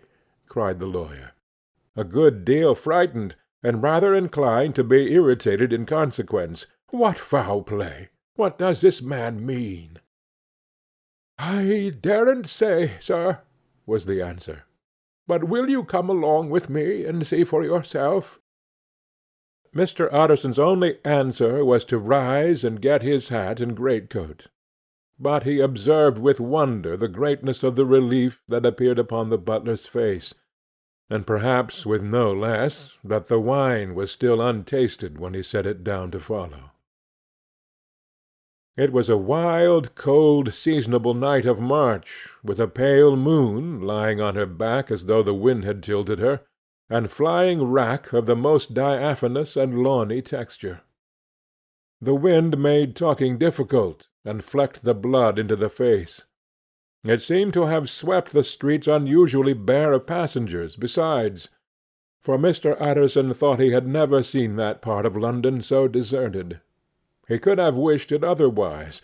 Never in his life had he been conscious of so sharp a wish to see and touch his fellow-creatures, for, struggle as he might, there was borne in upon his mind a crushing anticipation of calamity. The square, when they got there, was full of wind and dust, and the thin trees in the garden were lashing themselves along the railing. Poole, who had kept all the way a pace or two ahead, now pulled up in the middle of the pavement, and, in spite of the biting weather, took off his hat and mopped his brow with a red pocket-handkerchief. But for all the hurry of his coming, these were not the dews of exertion that he wiped away, but the moisture of some strangling anguish, for his face was white, and his voice, when he spoke, harsh and broken. "Well, sir," he said, "here we are, and God grant there be nothing wrong." "Amen, Poole," said the lawyer. Thereupon the servant knocked in a very guarded manner. The door was opened on the chain, and a voice asked from within, "Is that you, Poole?" "It's all right," said Poole. "Open the door." The hall, when they entered it, was brightly lighted up. The fire was built high, and about the hearth the whole of the servants, men and women, stood huddled together like a flock of sheep. At the sight of Mr. Utterson, the housemaid broke into hysterical whimpering, and the cook, crying out, "Oh, bless God, it's Mr. Utterson!" ran forward as if to take him in her arms. "What? Are you all here?" said the lawyer peevishly. "Very irregular, very unseemly. Your master would be far from pleased." "They're all afraid," said Poole. Black silence followed, no one protesting. Only the maid lifted her voice, and now wept loudly. "Hold your tongue," Poole said to her, with a ferocity of accent that testified to his own jangled nerves, and indeed, when the girl had so suddenly raised the note of her lamentation, they had all started and turned towards the inner door with faces of dreadful expectation. "And now," continued the butler, addressing the knife-boy, "reach me a candle, and we'll get this through hands at once." And then he begged Mr. Utterson to follow him, and led the way to the back garden. "Now, sir," said he, "you come as gently as you can. I want you to hear, and I don't want you to be heard. And see here, sir, if by any chance he was to ask you in, don't go." Mr. Utterson's nerves, at this unlooked-for termination, gave a jerk that nearly threw him from his balance, But he recollected his courage, and followed the butler into the laboratory building through the surgical theatre, with its lumber of crates and bottles, to the foot of the stair. Here Poole motioned him to stand on one side and listen, while he himself, setting down the candle, and making a great and obvious call on his resolution, mounted the steps, and knocked with a somewhat uncertain hand on the red baize of the cabinet door. "Mr. Utterson, sir, asking to see you," he called, and even as he did so, once more violently signed to the lawyer to give ear. A voice answered from within. "Tell him I cannot see any one," it said complainingly. "Thank you, sir," said Poole, with a note of something like triumph in his voice, and taking up his candle, he led Mr. Utterson back across the yard and into the great kitchen, where the fire was out and the beetles were leaping on the floor. "Sir," he said, looking Mr. Utterson in the eyes, "was that my master's voice?" "It seems much changed," replied the lawyer, very pale, but giving look for look. "Changed? Well, yes, I think so," said the butler. "Have I been 20 years in this man's house to be deceived about his voice? No, sir. Master's made away with. He was made away with 8 days ago, when we heard him cry out upon the name of God. And who's in there instead of him, and why it stays there, is a thing that cries to heaven, Mr. Utterson." "This is a very strange tale, Poole. This is rather a wild tale, my man," said Mr. Utterson, biting his finger. "Suppose it were as you suppose, supposing Dr. Jekyll to have been, well, murdered. What could induce the murderer to stay? That won't hold water. It doesn't commend itself to reason." "Well, Mr. Utterson, you are a hard man to satisfy. But I'll do it yet," said Poole. "All this last week, you must know, him, or it, or whatever it is that lives in that cabinet, has been crying night and day for some sort of medicine, and cannot get it to his mind. It was sometimes his way, the master's, that is, to write his orders on a sheet of paper and throw it on the stair. We've had nothing else this week back, nothing but papers and a closed door and the very meals left there to be smuggled in when nobody was looking. Well, sir, every day, aye, and twice and thrice in the same day, there have been orders and complaints, and I have been sent flying to all the wholesale chemists in town. Every time I brought the stuff back, there would be another paper telling me to return it, because it was not pure, and another order to a different firm. This drug is wanted bitter bad, sir, whatever for." "Have you any of these papers?" asked Mr. Utterson. Poole felt in his pocket and handed out a crumpled note, which the lawyer, bending nearer to the candle, carefully examined. Its contents ran thus: "Dr. Jekyll presents his compliments to Messrs. Maw. He assures them that their last sample is impure and quite useless for his present purpose. In the last year Dr. J. purchased a somewhat large quantity from Messrs. M. He now begs them to search with most sedulous care, and should any of the same quality be left, forward it to him at once. Expense is no consideration. The importance of this to Dr. J. could hardly be exaggerated." So far the letter had run composedly enough, but here, with a sudden splutter of the pen, the writer's emotion had broken loose. "For God's sake," he added, "find me some of the old." "This is a strange note," said Utterson, and then sharply, "How do you come to have it open?" "The man at Maw's was main angry, sir, and he threw it back to me like so much dirt," returned Poole. "This is unquestionably the doctor's hand, do you know?" resumed the lawyer. "I thought it looked like it," said the servant rather sulkily. And then, with another voice, "But what matters Hand of Right?" he said. "I've seen him." "Seen him?" repeated Mr. Utterson. "Well?" "That's it," said Poole. "It was this way. I came suddenly into the theatre from the garden. It seems he had slipped out to look for this drug, or whatever it is, for the cabinet door was open, and there he was at the far end of the room, digging among the crates. He looked up when I came in, gave a kind of cry, and whipped upstairs into the cabinet.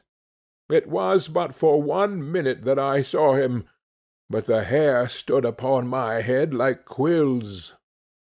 Sir, if that was my master, why had he a mask upon his face? If it was my master, why did he cry out like a rat and run from me? I have served him long enough, and then—" The man paused and passed his hand over his face.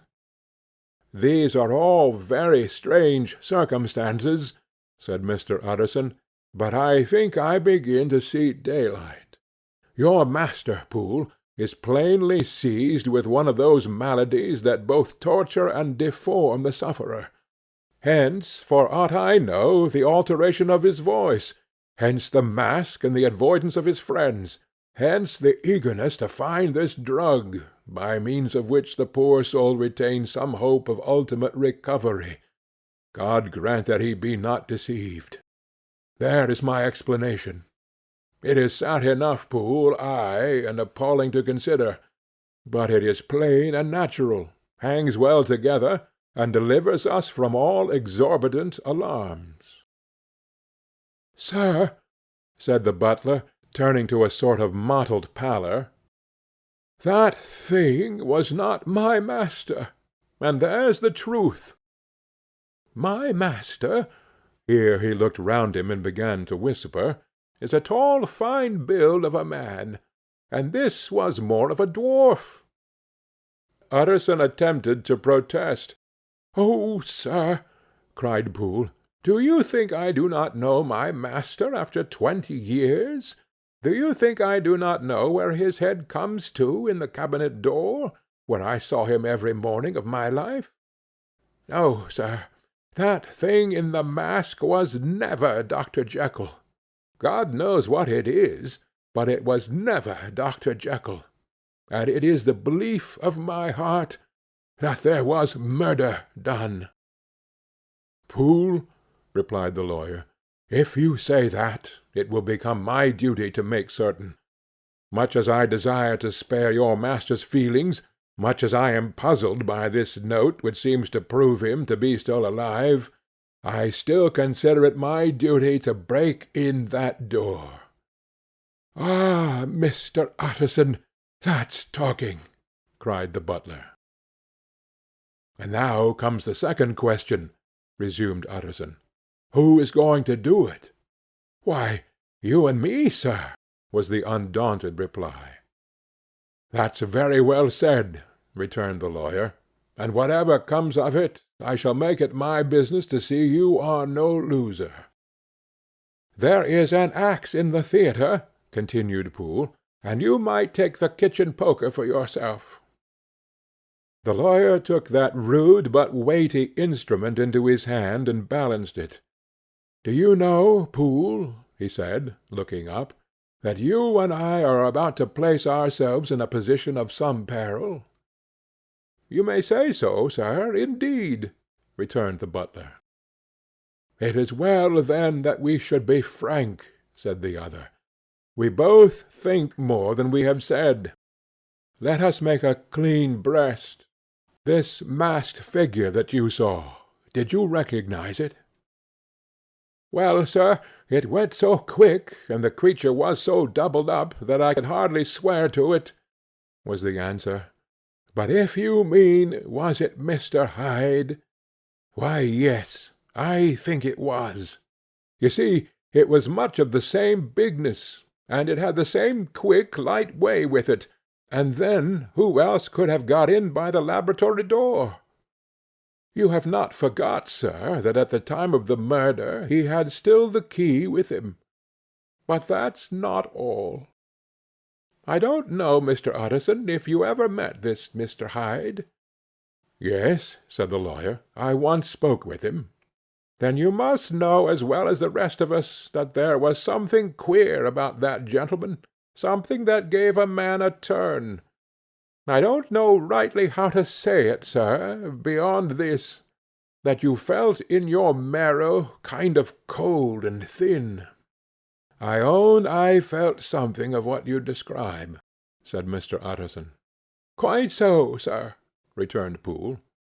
"Well, when that masked thing, like a monkey, jumped from among the chemicals and whipped into the cabinet, it went down my spine like ice.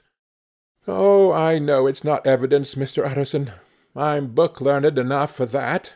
But a man has his feelings, and I give you my Bible word it was Mr. Hyde." "Aye, aye," said the lawyer. "My fears incline to the same point. Evil, I fear, founded evil, was sure to come of that connection. Truly I believe you.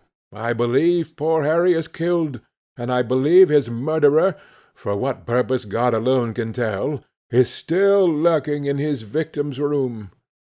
Well, let our name be Vengeance. Call Bradshaw." The footman came at the summons, very white and nervous. "Put yourself together, Bradshaw," said the lawyer. "This suspense, I know, is telling upon all of you, but it is now our intention to make an end of it.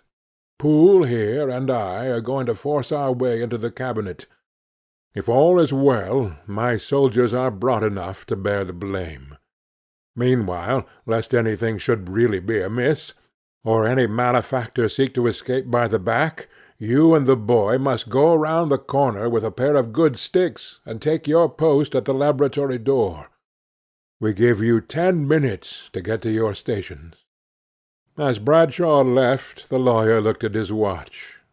"And now, Poole, let us get to ours," he said, and taking the poker under his arm, led the way into the yard. The scud had banked over the moon, and it was now quite dark. The wind, which only broke in puffs and draughts into that deep well of building, tossed the light of the candle to and fro about their steps until they came into the shelter of the theatre, where they sat down silently to wait. London hummed solemnly all around, but nearer at hand the stillness was only broken by the sounds of a footfall moving to and fro along the cabinet floor. "So it will walk all day, sir," whispered Poole. "Aye, and the better part of the night. Only when a new sample comes from the chemist as a bit of a break. Ah, it's an ill conscience that's such an enemy to rest. Oh, sir, there's blood foully shed in every step of it. But hark again a little closer. Put your heart in your ears, Mr. Utterson, and tell me, is that the doctor's foot?" The steps fell lightly and oddly, with a certain swing, for they all went so slowly. It was different indeed from the heavy creaking tread of Henry Jekyll. Utterson sighed. "Is there never anything else?" he asked. Poole nodded. "Once," he said, "once I heard it weeping." "Weeping? How that?" said the lawyer, conscious of a sudden chill of horror. "Weeping like a woman or a lost soul," said the butler. "I came away with that upon my heart that I could have wept too." But now the 10 minutes drew to an end. Poole disinterred the axe from under a stack of packing straw. The candle was set upon the nearest table to light them to the attack, and they drew near with bated breath to where that patient foot was still going up and down in the quiet of the night. "Jekyll," cried Utterson with a loud voice, "I demand to see you." He paused a moment, but there came no reply. "I give you fair warning. Our suspicions are aroused, and I must and shall see you," he resumed. If not by fair means, then by foul. If not by your consent, then by brute force." "Utterson," said the voice, "for God's sake, have mercy." "Ah, that's not Jekyll's voice, it's Hyde's," cried Utterson. "Down with the door, Poole." Poole swung the axe over his shoulder. The blow shook the building, and the red baize door leaped against the lock and hinges. A dismal screech, as of mere animal terror, rang from the cabinet. Up went the axe again, and again the panels crashed and the frame bounded. 4 times the blow fell, but the wood was tough and the fittings were of excellent workmanship, and it was not until the 5th that the lock burst and the wreck of the door fell inwards on the carpet. The besiegers, appalled by their own riot and the stillness that had succeeded, stood back a little and peered in. There lay the cabinet before their eyes in the quiet lamplight. A good fire glowing and chattering on the hearth, the kettle singing its thin strain, a drawer or two open, papers neatly set forth on the business table, and, nearer the fire, the things laid out for tea. The quietest room, you would have said, and, but for the glazed presses full of chemicals, the most commonplace that night in London. Right in the middle there lay the body of a man, sorely contorted and still twitching. They drew near on tiptoe, turned it on its back, and beheld the face of Edward Hyde. He was dressed in clothes far too large for him, clothes of the doctor's bigness. The cords of his face still moved with a semblance of life, but life was quite gone, and by the crushed phial in the hand, and the strong smell of kernels that hung upon the air, Utterson knew that he was looking on the body of a self-destroyer. "We have come too late," he said sternly, "whether to save or punish. Hyde is gone to his account, and it only remains for us to find the body of your master."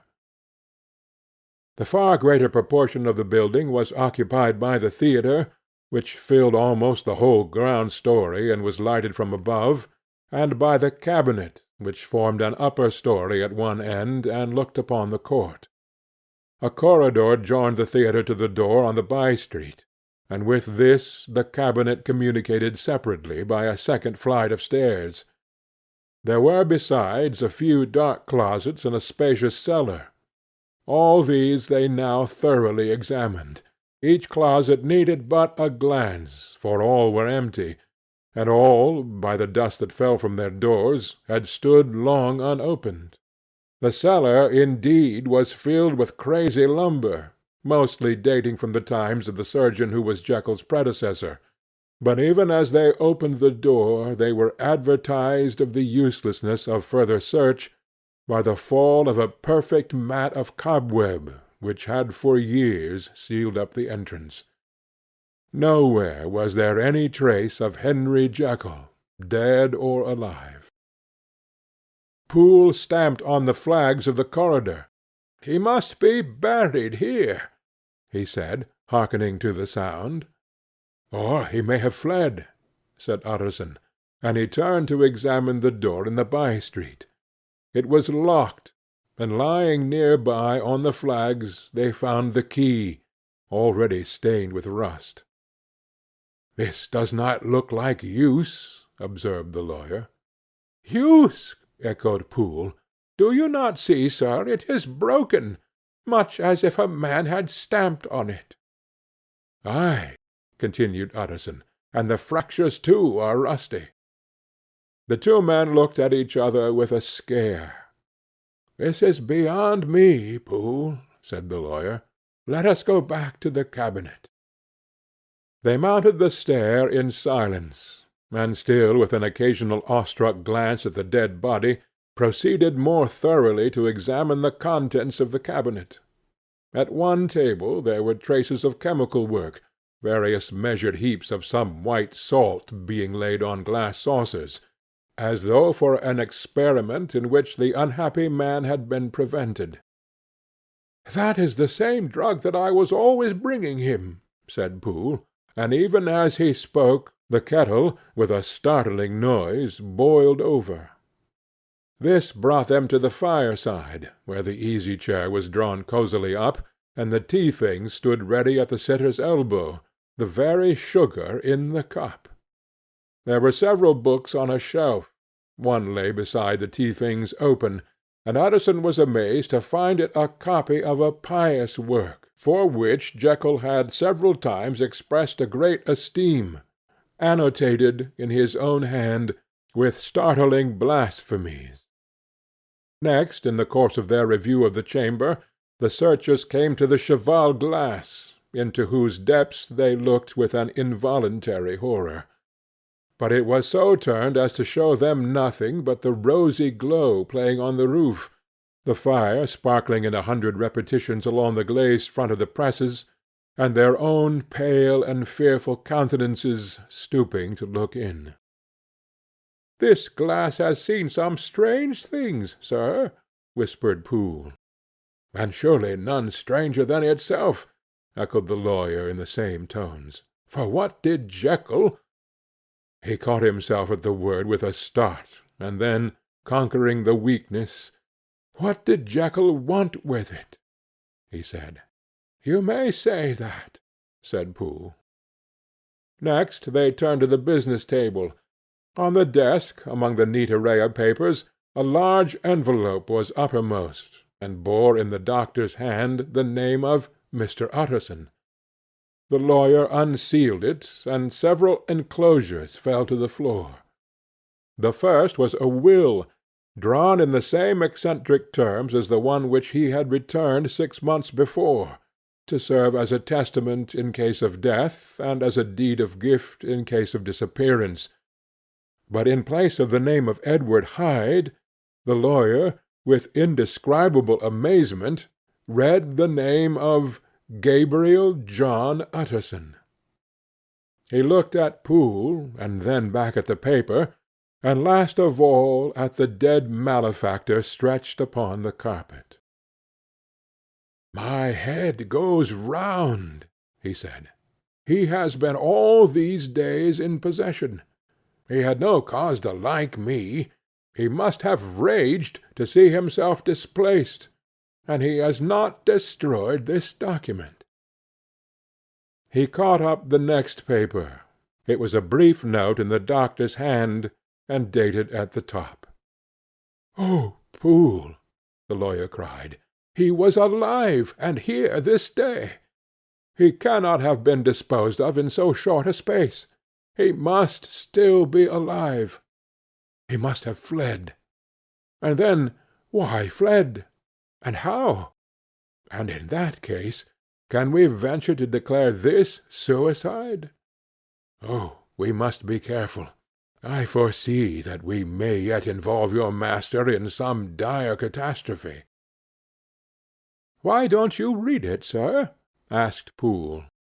"Because I fear," replied the lawyer solemnly. "God grant I have no cause for it."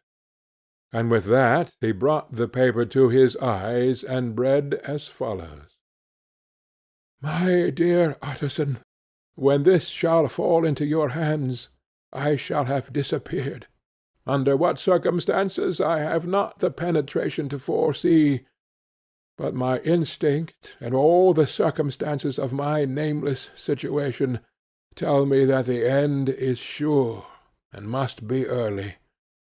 Go, then, and first read the narrative which Lanyon warned me he was to place in your hands, and if you care to hear more, turn to the confession of your unworthy and unhappy friend, Henry Jekyll."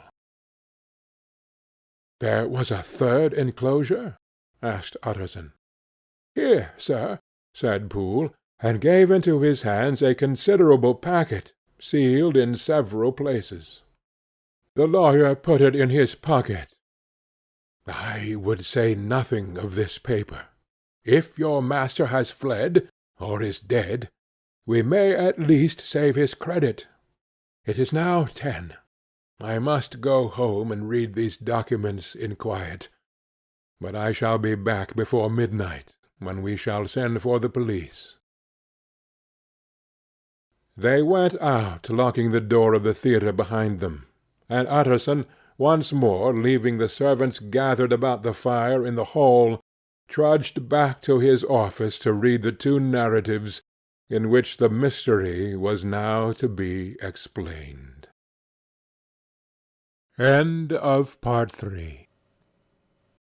Part 4. Dr. Lanyon's Narrative. On the 9th of January, now 4 days ago, I received by the evening delivery a registered envelope, addressed in the hand of my colleague and old school companion, Henry Jekyll. I was a good deal surprised by this, for we were by no means in the habit of correspondence. I had seen the man, dined with him, indeed, the night before, and I could imagine nothing in our intercourse that should justify formality of registration. The contents increased my wonder, for this is how the letter ran. 10th December. Dr. Lanyon, you are one of my oldest friends, and although we may have differed at times on scientific questions, I cannot remember, at least on my side, any break in our affection. There was never a day when, if you had said to me, "Jekyll, my life, my honour, my reason depend upon you," I would not have sacrificed my left hand to help you. Lanyon, my life, my honour, my reason are all at your mercy. If you fail me to-night, I am lost. You might suppose, after this preface, that I am going to ask you for something dishonourable to grant. Judge for yourself. I want you to postpone all other engagements for to-night, aye, even if you were summoned to the bedside of an emperor, to take a cab, unless your carriage should be actually at the door, and with this letter in your hand for consultation, to drive straight to my house. Poole, my butler, has his orders. You will find him waiting your arrival with a locksmith. The door of my cabinet is then to be forced, and you are to go in alone, to open the glazed press, letter E, on the left hand, breaking the lock if it be shut, and to draw out, with all its contents as they stand, the fourth drawer from the top, or, which is the same thing, the third from the bottom. In my extreme distress of mind, I have a morbid fear of misdirecting you, but even if I am in error, you may know the right drawer by its contents, some powders, a file, and a paper book. This drawer I beg of you to carry back with you to Cavendish Square, exactly as it stands. This is the first part of the service. Now for the second. You should be back, if you set out at once on the receipt of this, long before midnight, but I will leave you that amount of margin, not only in the fear of one of those obstacles that can neither be prevented nor foreseen, but because an hour when your servants are in bed is to be preferred for what will then remain to do. At midnight, then, I have to ask you to be alone in your consulting-room, to admit with your own hand into the house a man who will present himself in my name, and to place in his hands the drawer that you will have brought with you from my cabinet. Then you will have played your part, and earned my gratitude completely. 5 minutes afterwards, if you insist upon an explanation, you will have understood that these arrangements are of capital importance, and that by the neglect of one of them, fantastic as they must appear, you might have charged your conscience with my death, or the shipwreck of my reason. Confident as I am that you will not trifle with this appeal, my heart sinks, and my hand trembles at the bare thought of such a possibility. Think of me at this hour in a strange place, labouring under a blackness of distress that no fancy can exaggerate, and yet well aware that, if you will but punctually serve me, my troubles will roll away like a story that is told. Serve me, my dear Lanyon, and save your friend, Henry Jekyll. P.S. I had already sealed this up when a fresh terror struck upon my soul.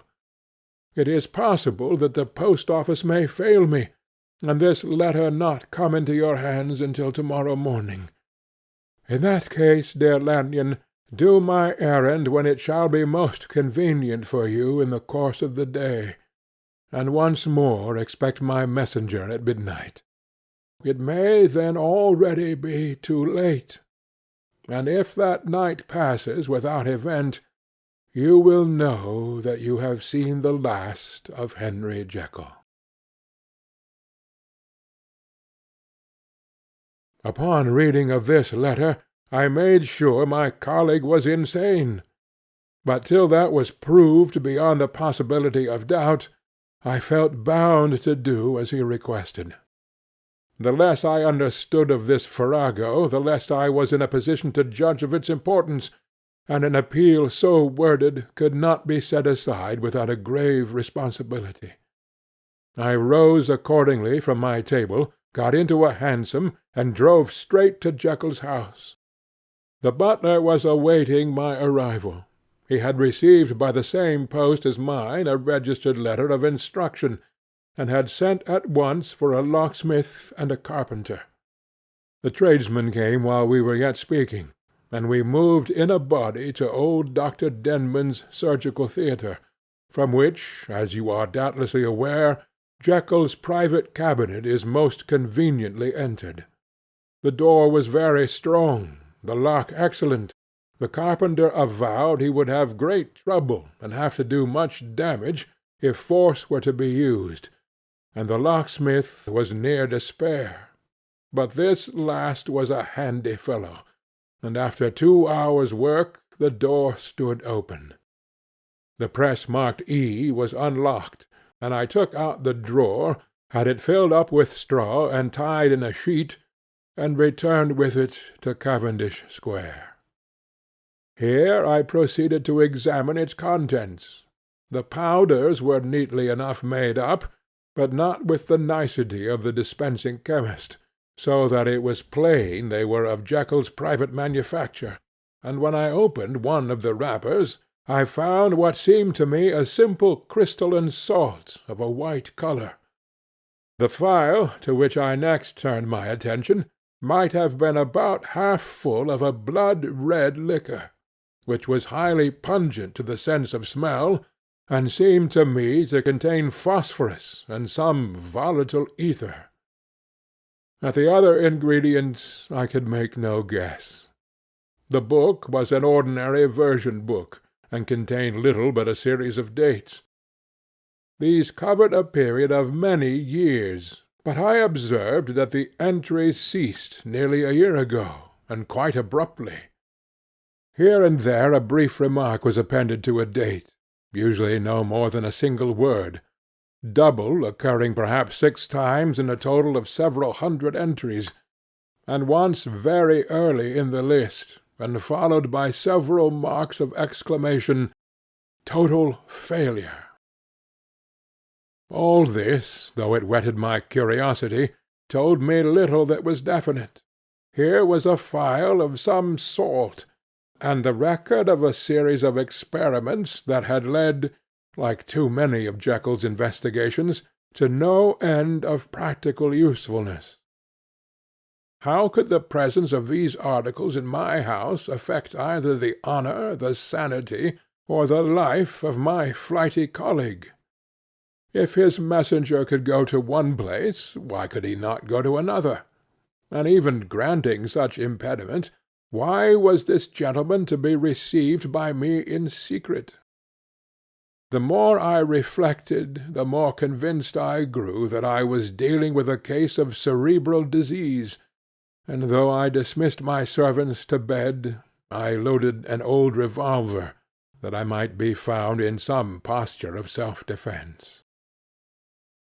12 o'clock had scarce rung out over London, ere the knocker sounded very gently on the door.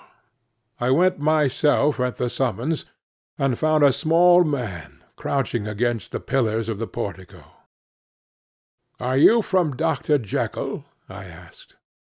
He told me yes by a constrained gesture, and when I had bidden him enter, he did not obey me without a searching backward glance into the darkness of the square. There was a policeman not far off, advancing with his bull's-eye open, and at the sight I thought my visitor started and made greater haste. These particulars struck me, I confess, disagreeably, and as I followed him into the bright light of the consulting-room, I kept my hand ready on my weapon. Here at last I had a chance of clearly seeing him. I had never set eyes on him before, so much was certain. He was small, as I have said.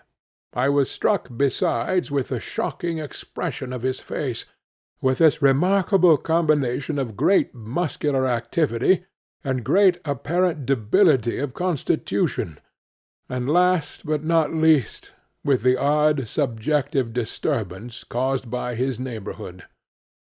This bore some resemblance to incipient rigor, and was accompanied by a marked sinking of the pulse. At the time I set it down to some idiosyncratic personal distaste, and merely wondered at the acuteness of the symptoms, but I have since had reason to believe the cause to lie much deeper in the nature of the man, and to turn on some nobler hinge than the principle of hatred. This person, who had thus from the first moment of his entrance struck in me what I can only describe as a disgustful curiosity, was dressed in a fashion that would have made an ordinary person laughable. His clothes, that is to say, although they were of rich and sober fabric, were enormously too large for him in every measurement, the trousers hanging on his legs, and rolled up to keep them from the ground, the waist of the coat below his haunches, and the collar sprawling wide upon his shoulders. Strange to relate, this ludicrous accoutrement was far from moving me to laughter. Rather, as there was something abnormal and misbegotten in the very essence of the creature that now faced me, something seizing, surprising, and revolting, this fresh disparity seemed but to fit in with and to reinforce it, so that to my interest in the man's nature and character there was added a curiosity as to his origin, his life, his fortune and status in the world. These observations, though they have taken so great a space to be set down in, were yet the work of a few seconds. My visitor was indeed on fire with sombre excitement. "Have you got it?" he cried. "Have you got it?" And so lively was his impatience that he even laid his hand upon my arm, and sought to shake me. I put him back, conscious at his touch of a certain icy pang along my blood. "Come, sir," said I, "you forgot that I have not yet the pleasure of your acquaintance. Be seated, if you please." And I showed him an example, and sat down myself in my customary seat, and with as fair an imitation of my ordinary manner to a patient as the lateness of the hour, the nature of my preoccupations, and the horror I had of my visitor would suffer me to muster. "I beg your pardon, Dr. Lanyon," he replied, civilly enough. "What you say is very well founded, and my impatience has shown its heels to my politeness. I came here at the instance of your colleague, Dr. Henry Jekyll, on a piece of business of some moment, and I understood—" He paused and put his hand to his throat, and I could see, in spite of his collected manner, that he was wrestling against the approaches of the hysteria.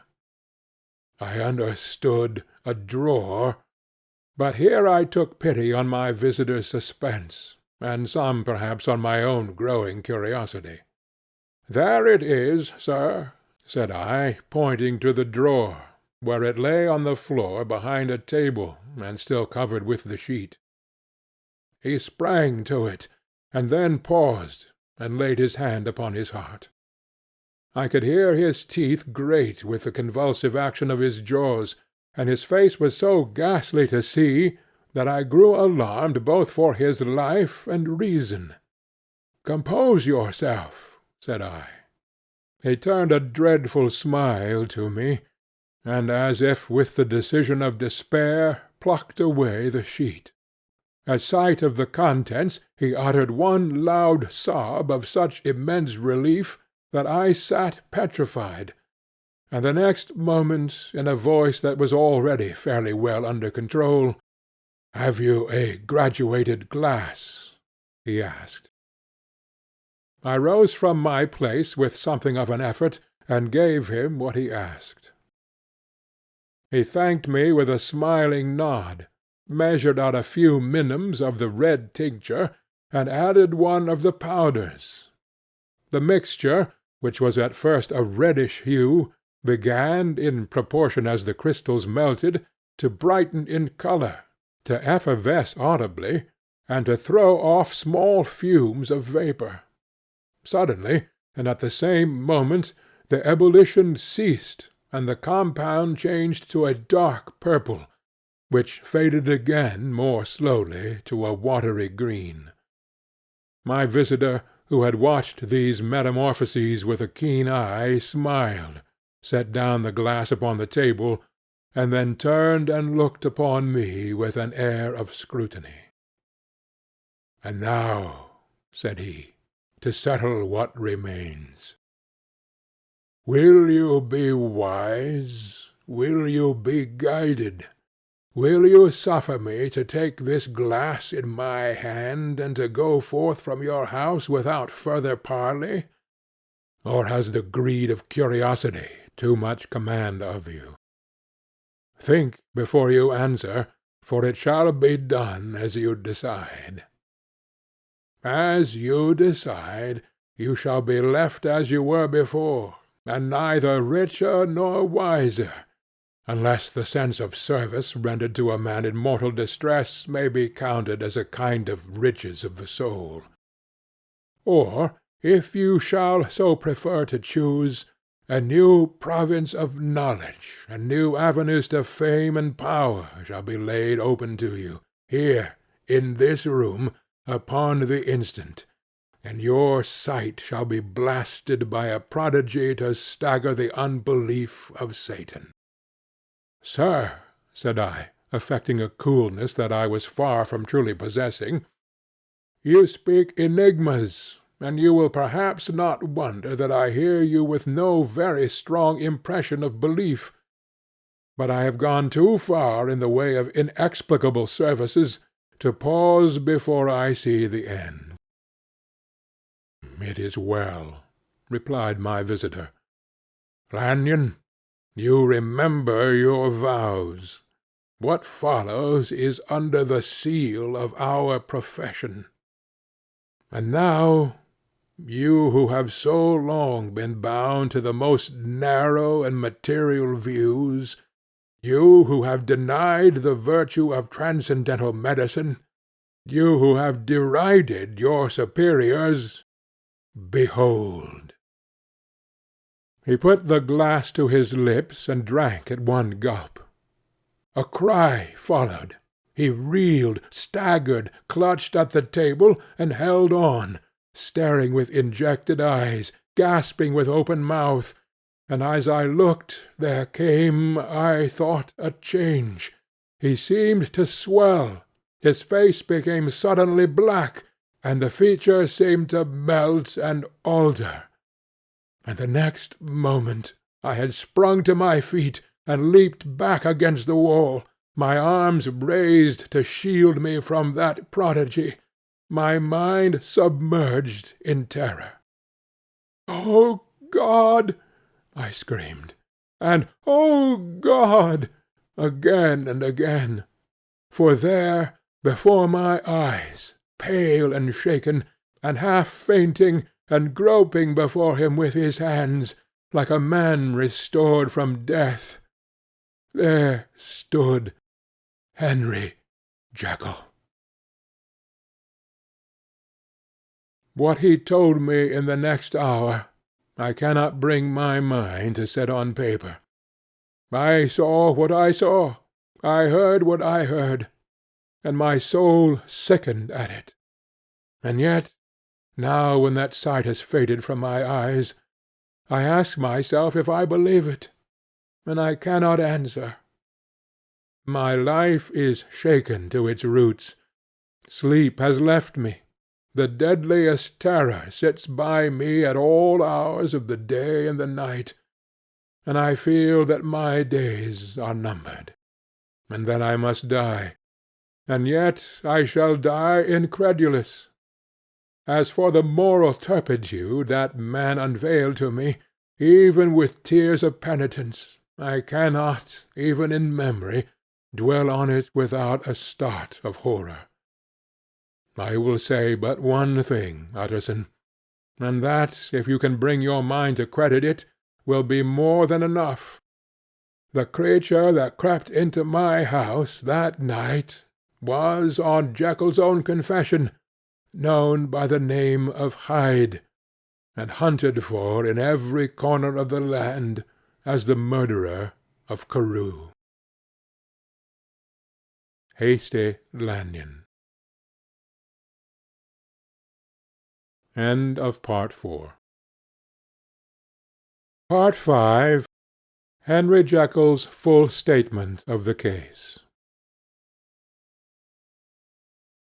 I was born to a large fortune, endowed besides with excellent parts, inclined by nature to industry, fond of the respect of the wise and good among my fellow-men, and thus, as might have been supposed, with every guarantee of an honourable and distinguished future.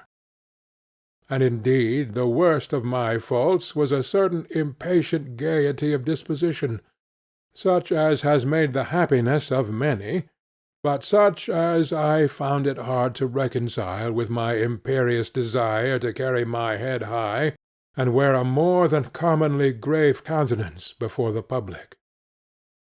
Hence it came about that I concealed my pleasures, and that when I reached years of reflection, and began to look round me and take stock of my progress and position in the world, I stood already committed to a profound duplicity of me. Many a man would have even blazoned such irregularities as I was guilty of, but from the high views that I had set before me, I regarded and hid them with an almost morbid sense of shame. It was thus rather the exacting nature of my aspirations, than any particular degradation in my faults, that made me what I was, and with an even deeper trench than in the majority of men, severed in me those provinces of good and ill which divide and compound man's dual nature. In this case I was driven to reflect deeply and inveterately on that hard law of life which lies at the root of religion, and is one of the most plentiful springs of distress. Though so profound a double-dealer, I was in no sense a hypocrite. Both sides of me were in dead earnest. I was no more myself when I laid aside restraint and plunged in shame, than when I laboured in the eye of the day at the furtherance of knowledge or the relief of sorrow and suffering. And it chanced that the direction of my scientific studies, which led wholly towards the mystic and the transcendental, reacted and shed a strong light on this consciousness of the perennial war among my members. With every day, and from both sides of my intelligence, the moral and the intellectual, I thus drew steadily nearer to that truth by whose partial discovery I have been doomed to such a dreadful shipwreck, that man is not truly one, but truly two. I say two, because the state of my own knowledge does not pass beyond that point. Others will follow, others will outstrip me on the same lines, and I hazard the guess that man will be ultimately known for a mere polity of multifarious, incongruous, and independent denizens. I, for my part, from the nature of my life, advanced infallibly in one direction, and in one direction only. It was on the moral side, and in my own person, that I learned to recognize the thorough and primitive duality of man. I saw that, of the two natures that contended in the field of my consciousness, even if I could rightly be said to be either, it was only because I was radically both, and from an early date, even before the course of my scientific discoveries had begun to suggest the most naked possibility of such a miracle, I had learned to dwell with pleasure, as a beloved day-dream, on the thought of the separation of these elements. If each, I told myself, could be housed in separate identities, life would be relieved of all that was unbearable, the unjust might go his way, delivered from the aspirations and remorse of his more upright twin, and the just could walk steadfastly and securely on his upward path, doing the good things in which he found his pleasure, and no longer exposed to disgrace and penitence by the hands of this extraneous evil. It was the course of mankind that these incongruous faggots were thus bound together, that in the agonized womb of consciousness these polar twins should be continuously struggling. How, then, were they disassociated? I was so far in my reflections, when, as I have said, a side-light began to shine upon the subject from the laboratory table. I began to perceive more deeply than it has ever yet been stated the trembling immateriality, the mist-like transience, of this seemingly so solid body in which we walk attired. Certain agents I found to have the power to shake and pluck back that fleshly vestment, even as a wind might toss the curtains of a pavilion. For two good reasons I will not enter deeply into this scientific branch of my confession. First, because I have been made to learn that the doom and burthen of our life is bound forever on man's shoulders, and when the attempt is made to cast it off, it but returns upon us with more unfamiliar and more awful pressure. Second, because, as my narrative will make, alas, too evident, my discoveries were incomplete.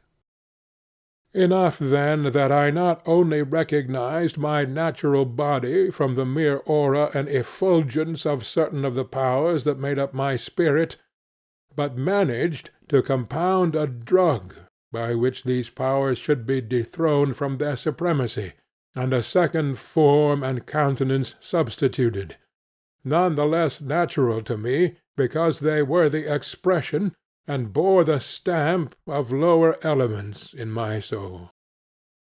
I hesitated long before I put this theory to the test of practice. I knew well that I risked death, for any drug that so potently controlled and shook the very fortress of identity might, by the least scruple of an overdose, or at the least inopportunity in the moment of exhibition, utterly blot out that immaterial tabernacle which I looked to it to change. But the temptation of a discovery so singular and profound at last overcame the suggestions of alarm. I had long since prepared my tincture. I purchased at once, from a firm of wholesale chemists, a large quantity of a particular salt, which I knew from my experiments to be the last ingredient required; and late one accursed night I compounded the elements, watched them boil and smoke together in the glass, and when the ebullition had subsided, with a strong glow of courage, drank off the potion. The most racking pangs succeeded. A grinding in the bones, deadly nausea, and a horror of the spirit that cannot be exceeded at the hour of birth or death. Then these agonies began swiftly to subside, and I came to myself as if out of a great sickness. There was something strange in my sensations, something indescribably new, and from its very novelty incredibly sweet. I felt younger, lighter, happier in body. Within I was conscious of a heady restlessness, a current of disordered sensual images running like a mill race in my fancy, a solution of the bonds of obligation, an unknown but not an innocent freedom of the soul. I knew myself, at the first breath of this new life, to be more wicked, tenfold more wicked, sold a slave to my original evil, and the thought in that moment braced and delighted me like wine. I stretched out my hands, exulting in the freshness of these sensations, and in the act I was suddenly aware that I had lost in stature. There was no mirror at that date in my room. That which stands beside me as I write was brought there later on, and for the very purpose of these transformations. The night, however, was far gone into the morning. The morning, black as it was nearly ripe for the conception of the day. The inmates of my house were locked in the most rigorous hours of slumber, and I determined, flushed as I was with hope and triumph, to venture in my new shape as far as to my bedroom. I crossed the yard, wherein the constellations looked down upon me, I could have thought, with wonder, the first creature of that sort that their unsleeping vigilance had yet disclosed to them. I stole through the corridors, a stranger in my own house, and coming to my room, I saw for the first time the appearance of Edward Hyde.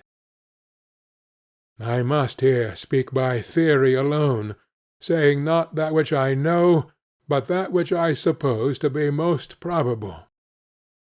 The evil side of my nature, to which I had now transferred the stamping efficacy, was less robust and less developed than the good which I had just deposed. Again, in the course of my life, which had been, after all, 9/10 a life of effort, virtue, and control, it had been much less exercised and much less exhausted, and hence, as I think, it came about that Edward Hyde was so much smaller, slighter, and younger than Henry Jekyll. Even as good shone upon the countenance of the one, evil was written broadly and plainly on the face of the other. Evil besides, which I must still believe to be the lethal side of man, had left on that body an imprint of deformity and decay. And yet, when I looked upon that ugly idol in the glass, I was conscious of no repugnance, rather of a leap of welcome. This, too, was myself. It seemed natural and human. In my eyes it bore a livelier image of the spirit. It seemed more express and single than the imperfect and divided countenance I had been hitherto accustomed to call mine. And in so far as I was doubtless right, I have observed that when I wore the semblance of Edward Hyde, none could come near to me at first without a visible misgiving of the flesh. This, I take it, was because all human beings, as we meet them, are commingled out of good and evil, and Edward Hyde, alone in the ranks of mankind, was pure evil. I lingered but a moment at the mirror. The second and conclusive experiment had yet to be attempted. It yet remained to be seen if I had lost my identity beyond redemption, and must flee before daylight from a house that was no longer mine. And hurrying back to my cabinet, I once more prepared and drank the cup, once more suffered the pangs of disillusion, and came to myself once more with the character, the stature, and the face of Henry Jekyll.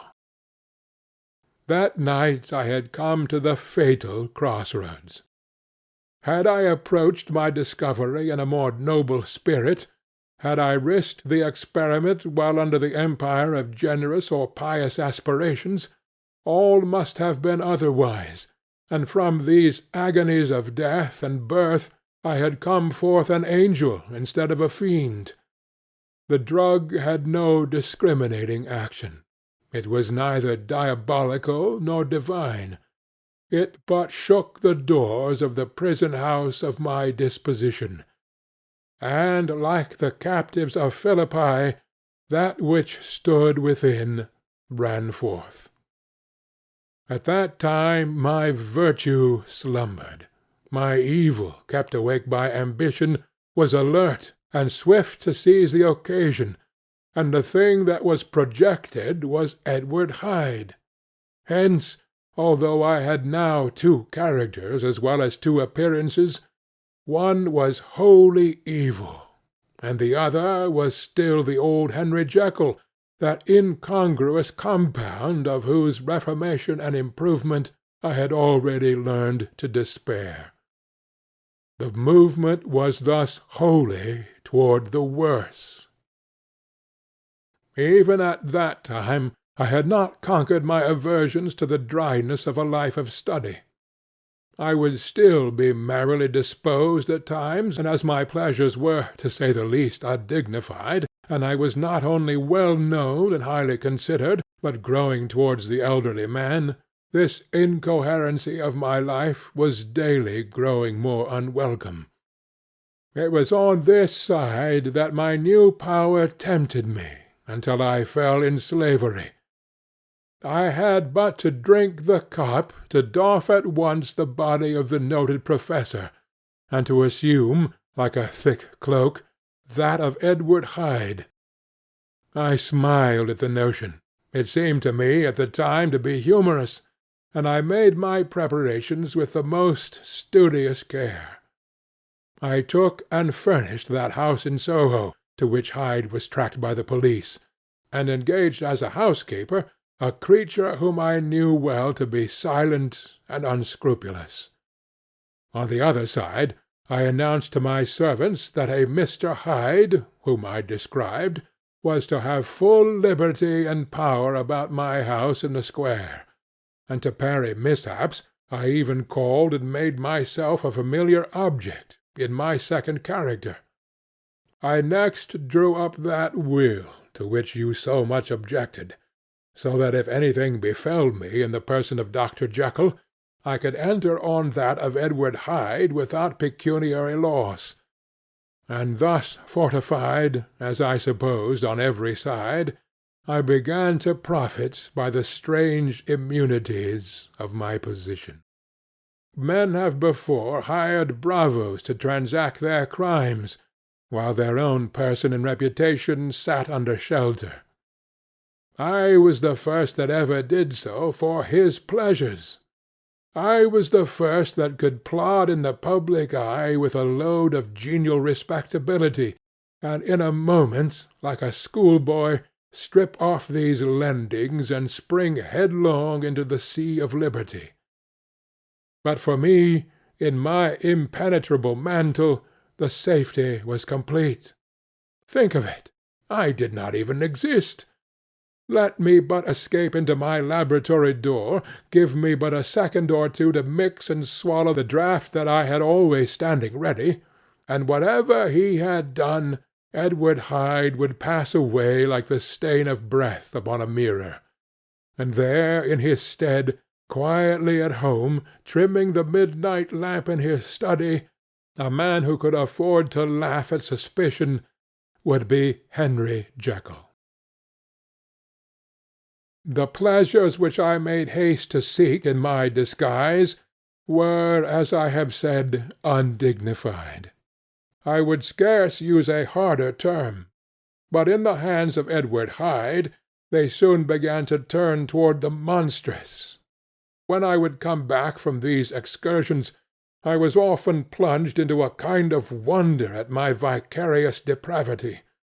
This familiar that I called out of my own soul, and sent forth alone to do his good pleasure, was a being inherently malign and villainous. His every act and thought centred on self, drinking pleasure with bestial avidity from any degree of torture to another, relentless like a man of stone. Henry Jekyll stood at times aghast before the acts of Edward Hyde, but the situation was apart from ordinary laws, and insidiously relaxed the grasp of conscience. It was Hyde, after all, and Hyde alone, that was guilty. Jekyll was no worse. He woke again to his good qualities, seemingly unimpaired, and he would even make haste, where it was possible, to undo the evil done by Hyde. And thus his conscience slumbered. Into the details of the infamy at which I was thus connived, for even now I can scarce grant that I committed it, I have no design of entering. I mean to point out the warnings and the successive steps with which my chastisement approached. I met with one accident which, as it brought on no consequence, I shall no more than mention. An act of cruelty to a child aroused against me the anger of a passer-by, whom I recognized the other day in the person of your kinsman. The doctor and the child's family joined him.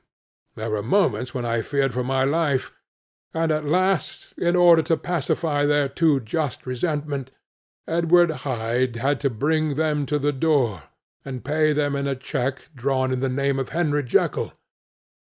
But this danger was easily eliminated from the future by opening an account at another bank in the name of Edward Hyde himself, and when, by sloping my hand backward, I had supplied my double with a signature, I thought I sat beyond the reach of fate. Some 2 months before the murder of Sir Danvers, I had been out for one of my adventures, had returned at a late hour, and woke the next day in bed with somewhat odd sensations. It was in vain I looked about me. In vain I saw the decent furniture and tall proportions of my room in the square. In vain that I recognized the pattern of the bed-curtains, and the design of the mahogany frame. Something still kept insisting that I was not where I was, that I had not wakened where I seemed to be, but in the little room in Soho, where I was accustomed to sleep in the body of Edward Hyde. I smiled to myself, and in my psychological way began lazily to inquire into the elements of this illusion, occasionally, even as I did so, dropping back into a comfortable morning doze. I was still so engaged when, in one of my more wakeful moments, my eyes fell upon my hand. Now, the hand of Henry Jekyll, as you have often remarked, was professional in shape and size. It was large, firm, white, and comely. But the hand which I now saw, clearly enough in the yellow light of a mid-London morning, lying half shut on the bedclothes, was lean, corder, knuckly, of a dusky pallor, and thickly shaded with a swart growth of hair. It was the hand of Edward Hyde. I must have stared upon it for near half a minute, sunk as I was in the mere stupidity of wonder, before terror woke up in my breast as sudden and startling as the crash of cymbals, and bounding from my bed I rushed to the mirror. At the sight that met my eyes, my blood was changed into something exquisitely thin and icy. Yes, I had gone to bed Henry Jekyll. I had awakened Edward Hyde. How was this to be explained? I asked myself. And then, with another bound of terror, how was it to be remedied? It was well on in the morning. The servants were up. All my drugs were in the cabinet. A long journey down 2 pairs of stairs, through the back passage, across the open court, and through the anatomical theatre, from where I was then standing horror-struck.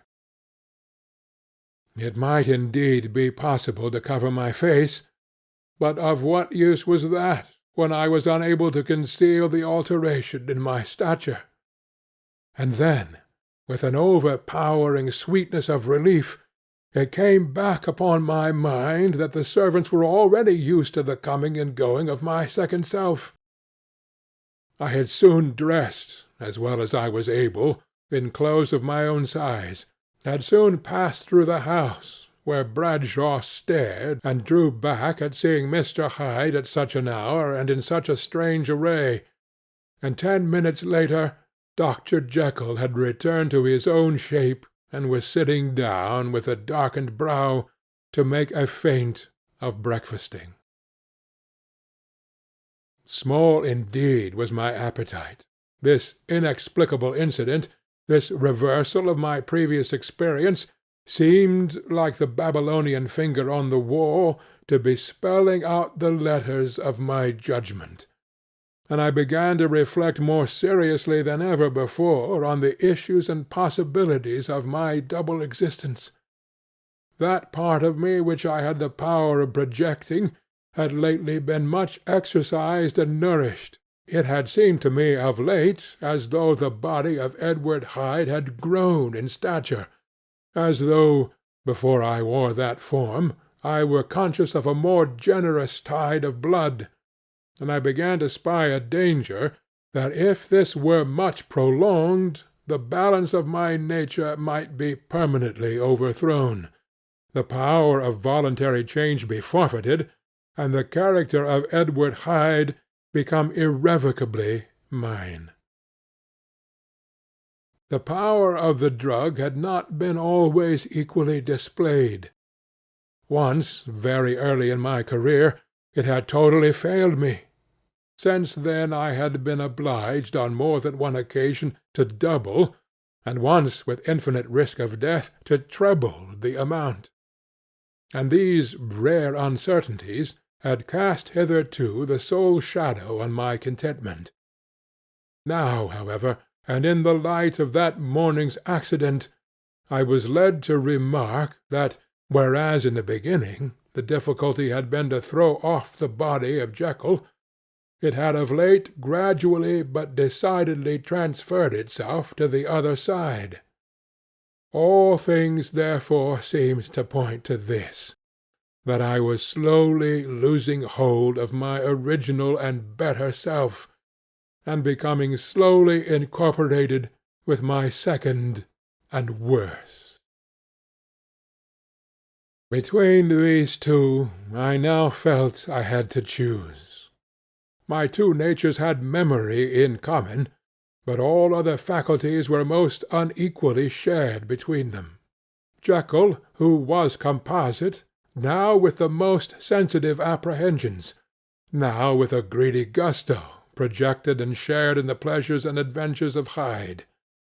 But Hyde was indifferent to Jekyll, or but remembered him as the mountain bandit remembers the cavern in which he conceals himself from pursuit. Jekyll had more than a father's interest. Hyde had more than a son's indifference.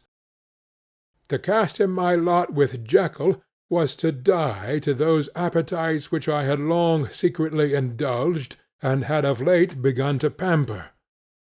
To cast it in with Hyde was to die to 1,000 interests and aspirations, and to become, at a blow and for ever, despised and friendless. The bargain might appear unequal, but there was still another consideration in the scales, for while Jekyll would suffer smartingly in the fires of abstinence, Hyde would not even be conscious of all that he had lost. Strange as my circumstances were, the terms of this debate are as old and commonplace as man. Much the same inducements and alarms cast the die for any tempted and trembling sinner, and it fell out with me, as it falls with so vast a majority of my fellows, that I chose the better part, and was found wanting in the strength to keep to it. Yes, I preferred the elderly and discontented doctor, surrounded by friends, and cherishing honest hopes, and bade a resolute farewell to the liberty, the comparative youth, the light step, leaping impulses, and secret pleasures that I had enjoyed in the disguise of Hyde. I made this choice perhaps with some unconscious reservation, for I never gave up the house in Soho, nor destroyed the clothes of Edward Hyde, which still lay ready in my cabinet. For 2 months, however, I was true to my determination.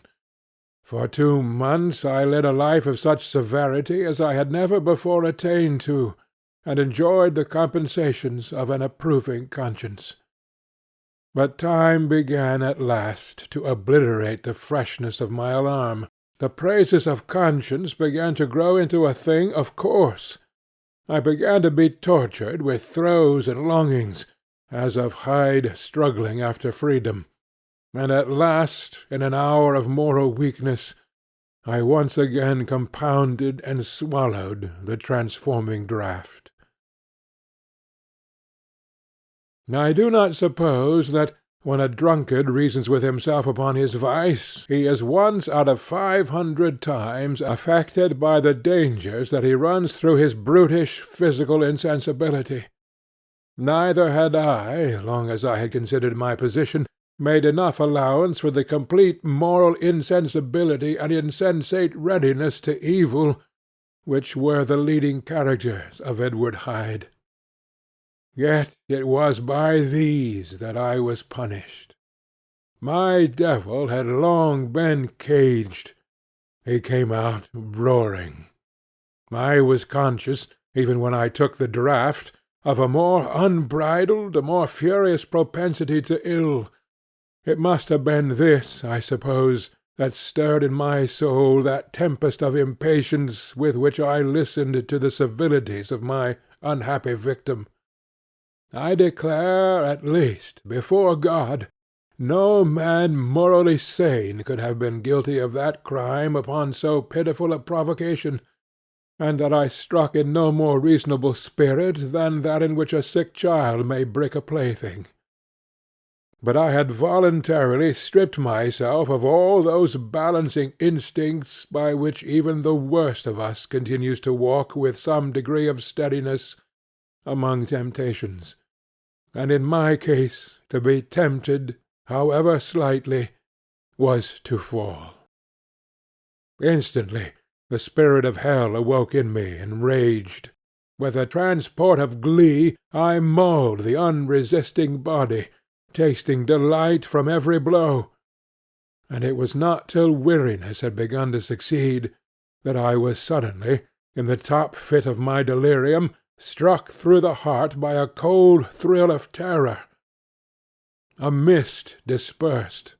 I saw my life to be forfeit, and fled from the scene of these excesses, at once glorying and trembling, my lust of evil gratified and stimulated, my love of life screwed to the topmost peg. I ran to the house in Soho, and, to make assurance doubly sure, destroyed my papers.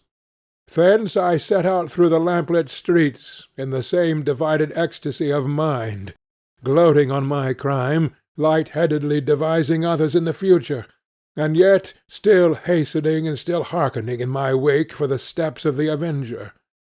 Hyde had a song upon his lips as he compounded the draught, and as he drank it, pledged the dead man. The pangs of transformation had not done tearing him, before Henry Jekyll, with streaming tears of gratitude and remorse, had fallen upon his knees and lifted his clasped hands to God. The veil of self-indulgence was rent from head to foot. I saw my life as a whole. I followed it up from the days of my childhood, when I had walked with my father's hand, and through the self-denying toils of my professional life, to arrive again and again with the same sense of unreality at the damned horrors of the evening. I could have screamed aloud. I sought with tears and prayers to smother down the crowd of hideous images and sounds with which my memory swarmed against me, and still, between the petitions, the ugly face of my iniquity stared into my soul. As the acuteness of this remorse began to die away, it was succeeded by a sense of joy. The problem of my conduct was solved. Hyde was thenceforth impossible. Whether I would or not, I was now confined to the better part of my existence. And oh, how I rejoiced to think of it!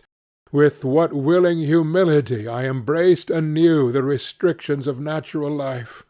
With what sincere renunciation I locked the door by which I had so often gone and come, and ground the key under my heel!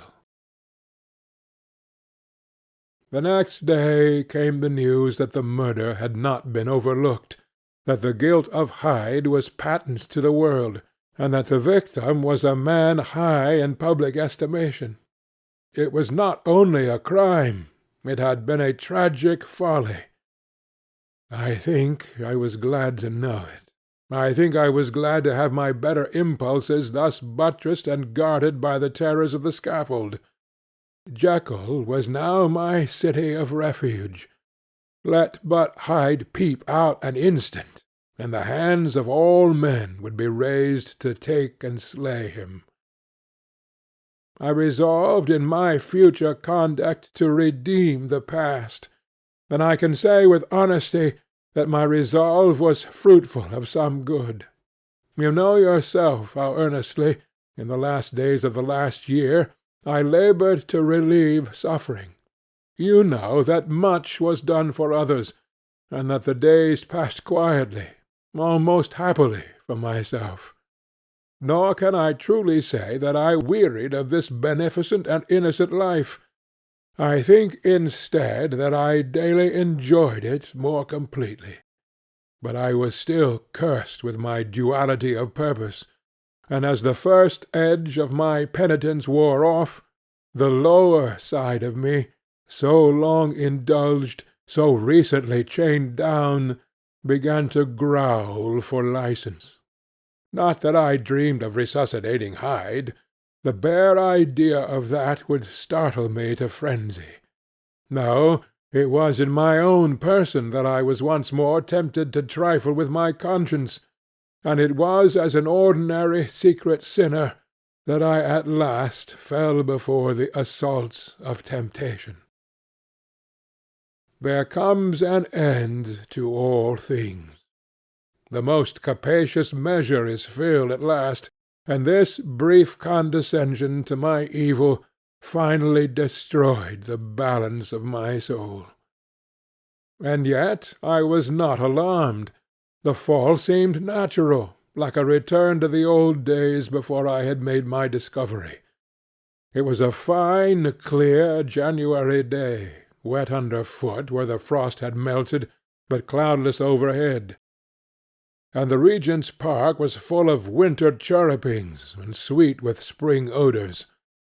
I sat in the sun on a bench, the animal within me licking the chops of memory, the spiritual side a little drowsed, promising subsequent penitence, but not yet moved to begin. After all, I reflected, I was like my neighbours, and then I smiled, comparing myself with other men, comparing my active good will with the lazy cruelty of their neglect. And at the very moment of that vainglorious thought, a qualm came over me, a horrid nausea, and the most deadly shuddering. These passed away and left me faint, and then, as in its turn, faintness subsided, I began to be aware of a change in the temper of my thoughts, a greater boldness, a contempt of danger, a solution of the bonds of obligation. I looked down. My clothes hung formlessly on my shrunken limbs. The hand that lay on my knee was corded and hairy. I was once more Edward Hyde. A moment before I had been safe of all men's respect, wealthy, beloved, the cloth laying for me in the dining-room at home, and now I was the common quarry of mankind, hunted, homeless, a known murderer, thrall to the gallows. My reason wavered, but it did not fail me utterly. I have more than once observed that in my second character my faculties seemed sharpened to a point, and my spirits more tensely elastic. Thus it came about that, where Jekyll perhaps might have succumbed, Hyde rose to the importance of the moment. My drugs were in one of the presses of my cabinet. How was I to reach them? That was the problem that, crushing my temples in my hands, I set myself to solve. The laboratory door I had closed. If I sought to enter by the house, my own servants would consign me to the gallows. I saw I must employ another hand, and thought of Lanyon. How was he to be reached, how persuaded? Supposing that I escaped capture in the streets, how was I to make my way into his presence? How should I, an unknown and displeasing visitor, prevail on the famous physician to rifle the study of his colleague Dr. Jekyll? Then I remembered that of my original character one part remained to me. I could write my own hand, and once I had conceived that kindling spark, the way that I must follow became lighted up from end to end. Thereupon I arranged my clothes as best I could, and summoning a passing hansom, drove to an hotel in Portland Street, the name of which I chanced to remember. At my appearance, which was indeed comical enough, however tragic a fate these garments covered, the driver could not conceal his mirth. I gnashed my teeth upon him with a gust of devilish fury, and the smile withered from his face. Happily for him, yet more happily for myself, for in another instant I had certainly dragged him from his perch. At the inn, as I entered, I looked about me with so black a countenance as made the attendants tremble. Not a look did they exchange in my presence, but obsequiously took my orders, led me to a private room, and brought me wherewithal to write. Hyde, in danger of his life, was a creature new to me, shaken with inordinate anger, strung to the pitch of murder, lusting to inflict pain. Yet the creature was astute, mastered his fury with a great effort of the will, composed his two important letters, one to Lanyon and one to Poole, and, that he might receive actual evidence of their being posted, sent them out with directions that they should be registered. Thenceforward he sat all day over the fire in the private room, gnawing his nails. There he dined, sitting alone with his fears, the waiter visibly quailing before his eye, and thence, when the night was fully come, he set forth in the corner of a closed cab, and was driven to and fro about the streets of the city. I cannot say I, that child of hell had nothing human, nothing lived in him but fear and hatred, and when at last, thinking the driver had begun to grow suspicious, he discharged the cab and ventured on foot, attired in his misfitting clothes, an object marked out for observation, into the midst of the nocturnal passengers, these two base passions raged within him like a tempest. He walked fast, hunted by his fears, chattering to himself, skulking through the less frequented thoroughfares, counting the minutes that still divided him from midnight. Once a woman spoke to him, offering, I think, a box of lights. He smote her in the face, and she fled. When I came to myself at Lanyon's, the horror of my old friend perhaps affected me somewhat. I do not know. It was at least but a drop in the sea to the abhorrence with which I looked back upon these hours. A change had come over me. It was no longer the fear of the gallows, it was the horror of being Hyde that racked me. I received Lanyon's condemnation partly in a dream.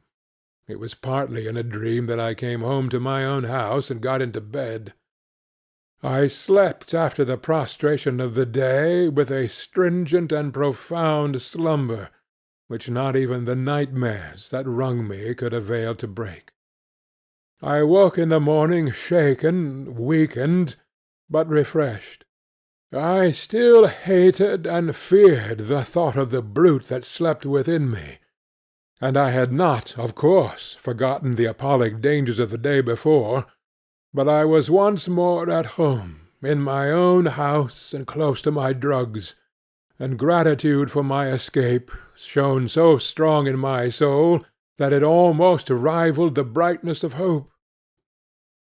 I was stepping leisurely across the court after breakfast, drinking the chill of the air with pleasure, when I was seized again with those indescribable sensations that heralded the change, and I had but the time to gain the shelter of my cabinet before I was once again raging and freezing with the passions of Hyde. It took on this occasion a double dose to recall me to myself, and, alas, 6 hours after, as I sat looking sadly in the fire, the pangs returned, and the drug had to be re-administered. In short, from that day forth, it seemed only by a great effort as of gymnastics, and only under the immediate stimulation of the drug, that I was able to wear the countenance of Jekyll.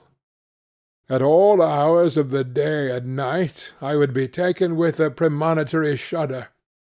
Above all, if I slept, or even dozed for a moment in my chair, it was always as Hyde that I awakened. Under the strain of this continually impending doom, and by the sleeplessness to which I now condemned myself, ay, even beyond what I had thought possible to man, I became in my own person a creature eaten up and emptied by fever, languidly weak both in body and mind, and solely occupied by one thought, of my other self. But when I slept, or when the virtue of the medicine wore off, I would leap almost without transition, for the pangs of transformation grew daily less marked, into the possession of a fancy brimming with images of terror, a soul boiling with causeless hatreds, and a body that seemed not strong enough to contain the raging energies of life. The powers of Hyde seemed to have grown with the sickliness of Jekyll, and certainly the hate that now divided them was equal on each side. With Jekyll it was a thing of vital instinct. He now had seen the full deformity of that creature that shared with him some of the phenomena of consciousness, and was co-heir with him to death. And beyond these links of community, which in themselves made the most poignant part of his distress, he thought of Hyde, for all his energy of life, as of something not only hellish, but inorganic. This was the shocking thing, that the slime of the pit seemed to utter cries and voices, that the amorphous dust gesticulated and sinned, that what was dead and had no shape should usurp the offices of life. And this again, that insurgent horror was knit to him closer than a wife, closer than an eye, lay caged in his flesh, where he heard it mutter and felt it struggle to be born, and at every hour of weakness, and in the confidence of slumber, prevailed against him, and deposed him out of life. The hatred of Hyde for Jekyll was of a different colour. His terror of the gallows drove him continually to commit temporary suicide, and return to his subordinate station of a part instead of a person. But he loathed the necessity, he loathed the despondency into which Jekyll was now fallen, and he resented the dislike with which he was himself regarded. Hence the ape-like tricks that he would play me, scrawling in my own hand blasphemies on the pages of my books, burning the letters and destroying the portraits of my father, and indeed, had it not been for his fear of death, he would long ago have ruined himself in order to involve me in the ruin. But his love of me is wonderful. I go further. I, who sicken and freeze at the mere thought of him, when I recall the abjection and passion of this attachment, and when I know how he fears my power to cut him off by suicide, I find it in my heart to pity him. It is useless, and the time awfully fails me, to prolong this description. No one has ever suffered such torments. Let that suffice. And yet, even to these, habit brought no, not alleviation, but a certain callousness of soul, a certain acquiescence of despair, and my punishment might have gone on for years, but for the last calamity which has now fallen, and which has finally severed me from my own face and nature. My provision of the salt, which had never been renewed since the date of the first experiment, began to run low. I sent out for a fresh supply, and mixed the draught. The ebullition followed, and the first change of colour, not the second. I drank it, and it was without efficiency. You will learn from Poole how I have had London ransacked. It was in vain, and I am now persuaded that my first supply was impure, and that it was that unknown impurity which lent efficacy to the draught. About a week has passed, and I am now finishing this statement under the influence of the last of the old powders. This, then, is the last time, short of a miracle, that Henry Jekyll can think his own thoughts or see his own face, now how sadly altered, in the glass. Nor must I delay too long to bring my writing to an end, for if my narrative has hitherto escaped destruction, it has been by a combination of great prudence and great good luck. Should the throes of change take me in the act of writing it, Hyde will tear it in pieces. But if some time shall have elapsed after I have laid it by, his wonderful selfishness and circumscription to the moment will probably save it once again from the action of his ape-like spite. And indeed the doom that is closing on us both has already changed and crushed him. Half an hour from now, when I shall again and forever re-indue that hated personality, I know how I shall sit shuddering and weeping in my chair, or continue, with the most strained and fear-struck ecstasy of listening, to pace up and down this room, my last earthly refuge, and give ear to every sound of menace. Will Hyde die upon the scaffold, or will he find courage to release himself at the last moment? God knows. I am careless. This is my true hour of death. concerns another than myself. Here, then, as I lay down the pen and proceed to seal up my confession, I bring the life of that unhappy Henry Jekyll to an end. End of the strange case of Dr. Jekyll and Mr. Hyde.